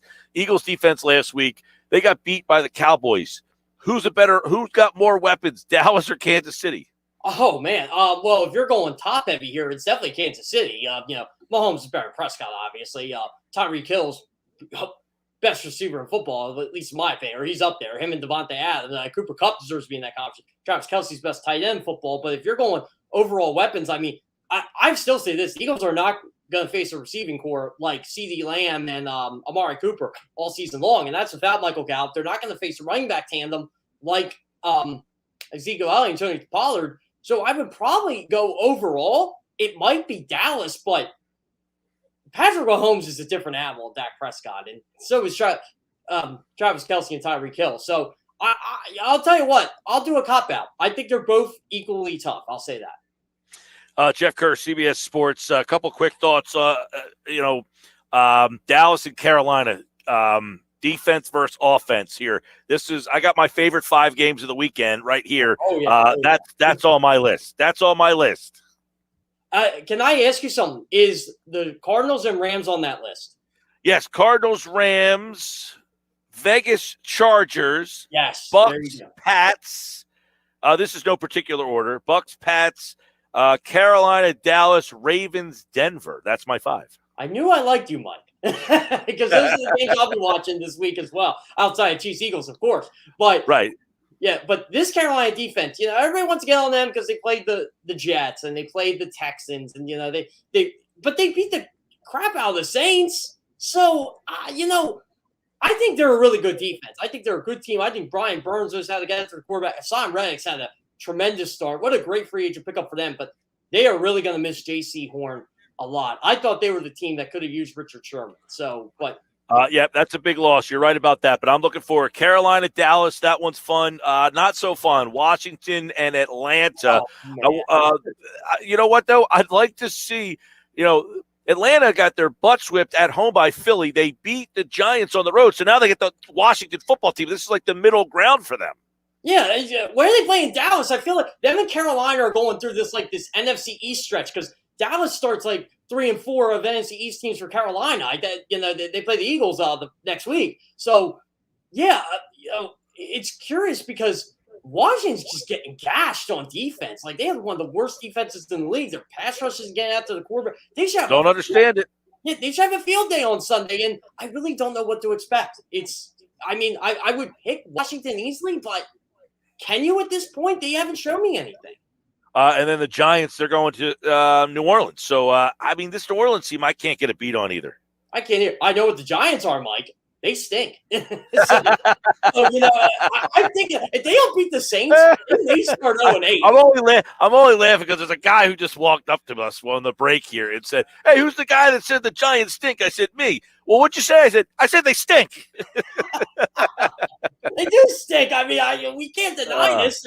They're challenging the Jets for the worst team in football right now. And yeah, they're my ugly five. They were number 3 this week in my ugly five. The New York Football Giants. He's Jeff Kerr, CBS Sports, and of course he'll be back on Monday to recap the Eagles and Chiefs and all the NFC East action right here on the Sports Bash Live on 97.3 ESPN. All right, Jeff, enjoy the great football. Good slate this weekend. It is a good slate. I got Penn State, Indiana tomorrow. I'll be going up there. Then Eagles, Chiefs Sunday. It's going to be a fun weekend, Mike. Baby, who's got a better life than this guy? Penn State Saturday, football all day Sunday. Jeff Kerr's back Monday. Thanks, man. Yeah, sounds great. Thanks for having me on, Mike. Jeff Kerr, always here on the Sports Bash, here on 97.3 ESPN, and he is brought to you by our expert solar team of New Jersey, EMT Solar and Roofing and Solar Guardian. Start your solar journey today. Learn more by visiting ESPNSolar.com. I am Mike Gill. This is the Sports Bash. It's Happy Hour Friday. We saved the best for last. It's the Happy Hour Friday segment with the PT next.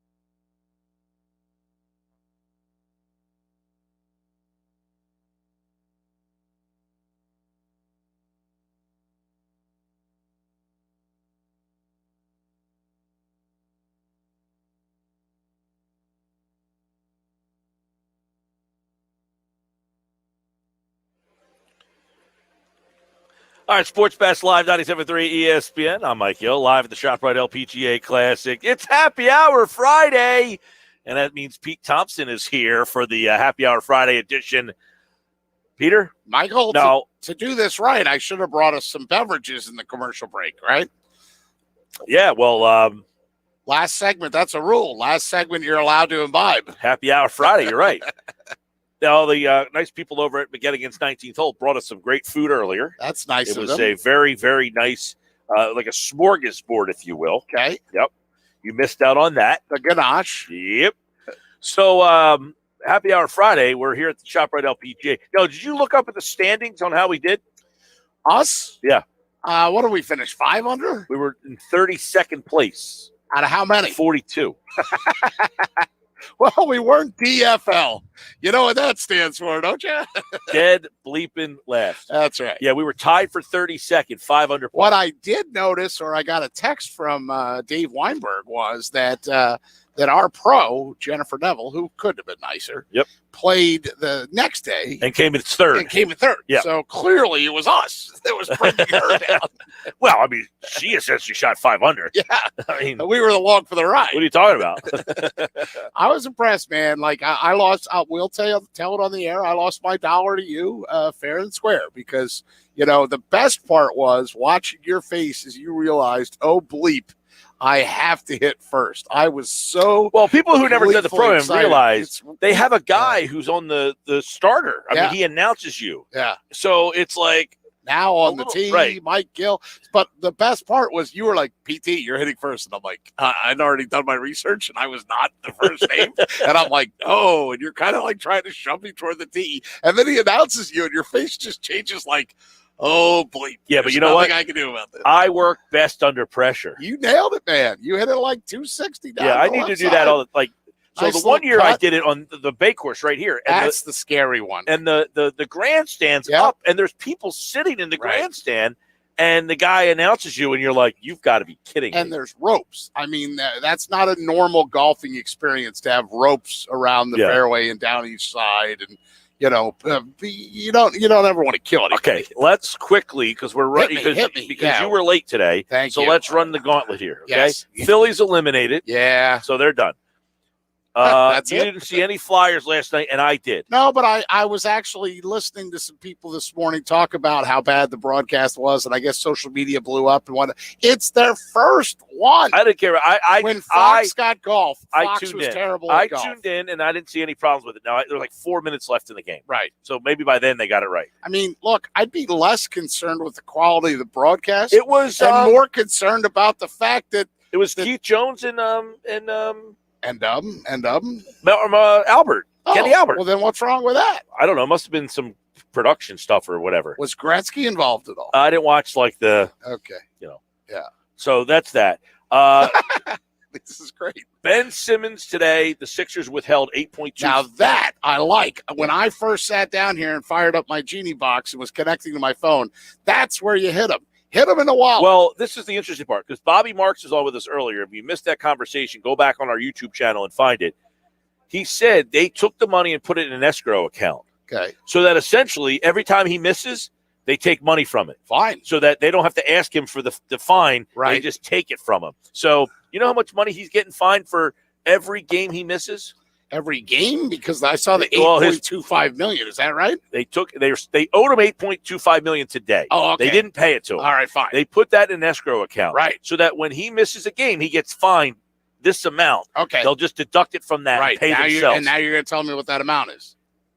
From their first preseason game is this week. Okay. Coming up. Ooh, I see it now. When he misses that first game, Oh, my God. they will fine him $227,000. For the first 20 regular season games, he will get fined $227,000. After that, it goes up to $300,000. Ooh, it's a tier. Ooh, I like that too. So that money, the $8.25 million, they are putting in an escrow account. And when he doesn't play, they're just going to deduct it from that so that they don't have to call him and say, Right. You owe us $300,000. Right. Give us the money. Right. Obviously, communication with Joel him through Embiid his agent and all yesterday, that. I think, Oh, ended the I narrative. like that. Yeah, I thought that was real respectable. Like, now that I saw. I didn't see the broadcast of the hockey. That I saw. Right. It basically was like He eviscerated him. Yeah. Yeah. In his own way. I mean, if it was Triple H and Road Dogg, and he would just give him like the old suck it chop right there. Like, yeah, you know, he just absolutely eviscerated him there. As he should have. I mean, yeah, look, I don't have a problem with Ben as a player, him as a person, and the way he's handling this.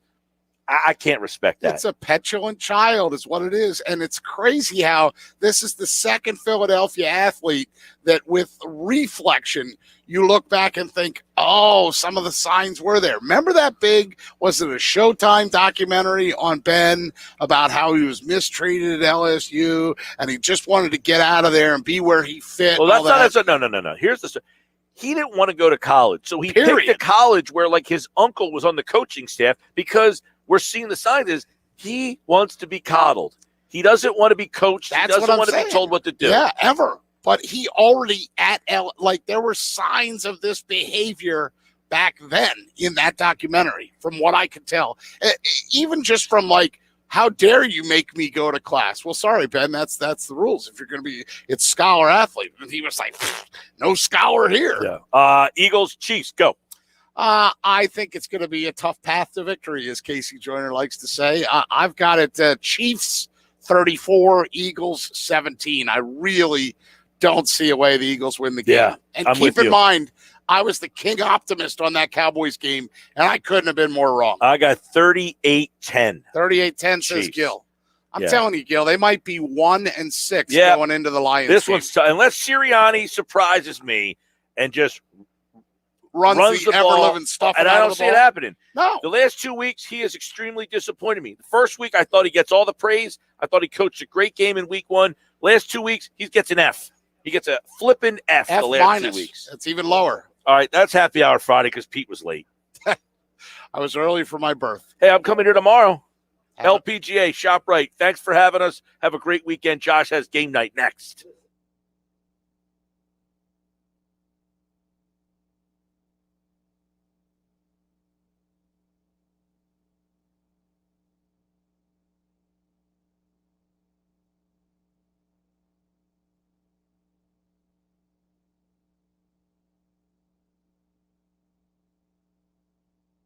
That turned out. Eagles, Chiefs. Mosher. Okay, 3, 2, 1.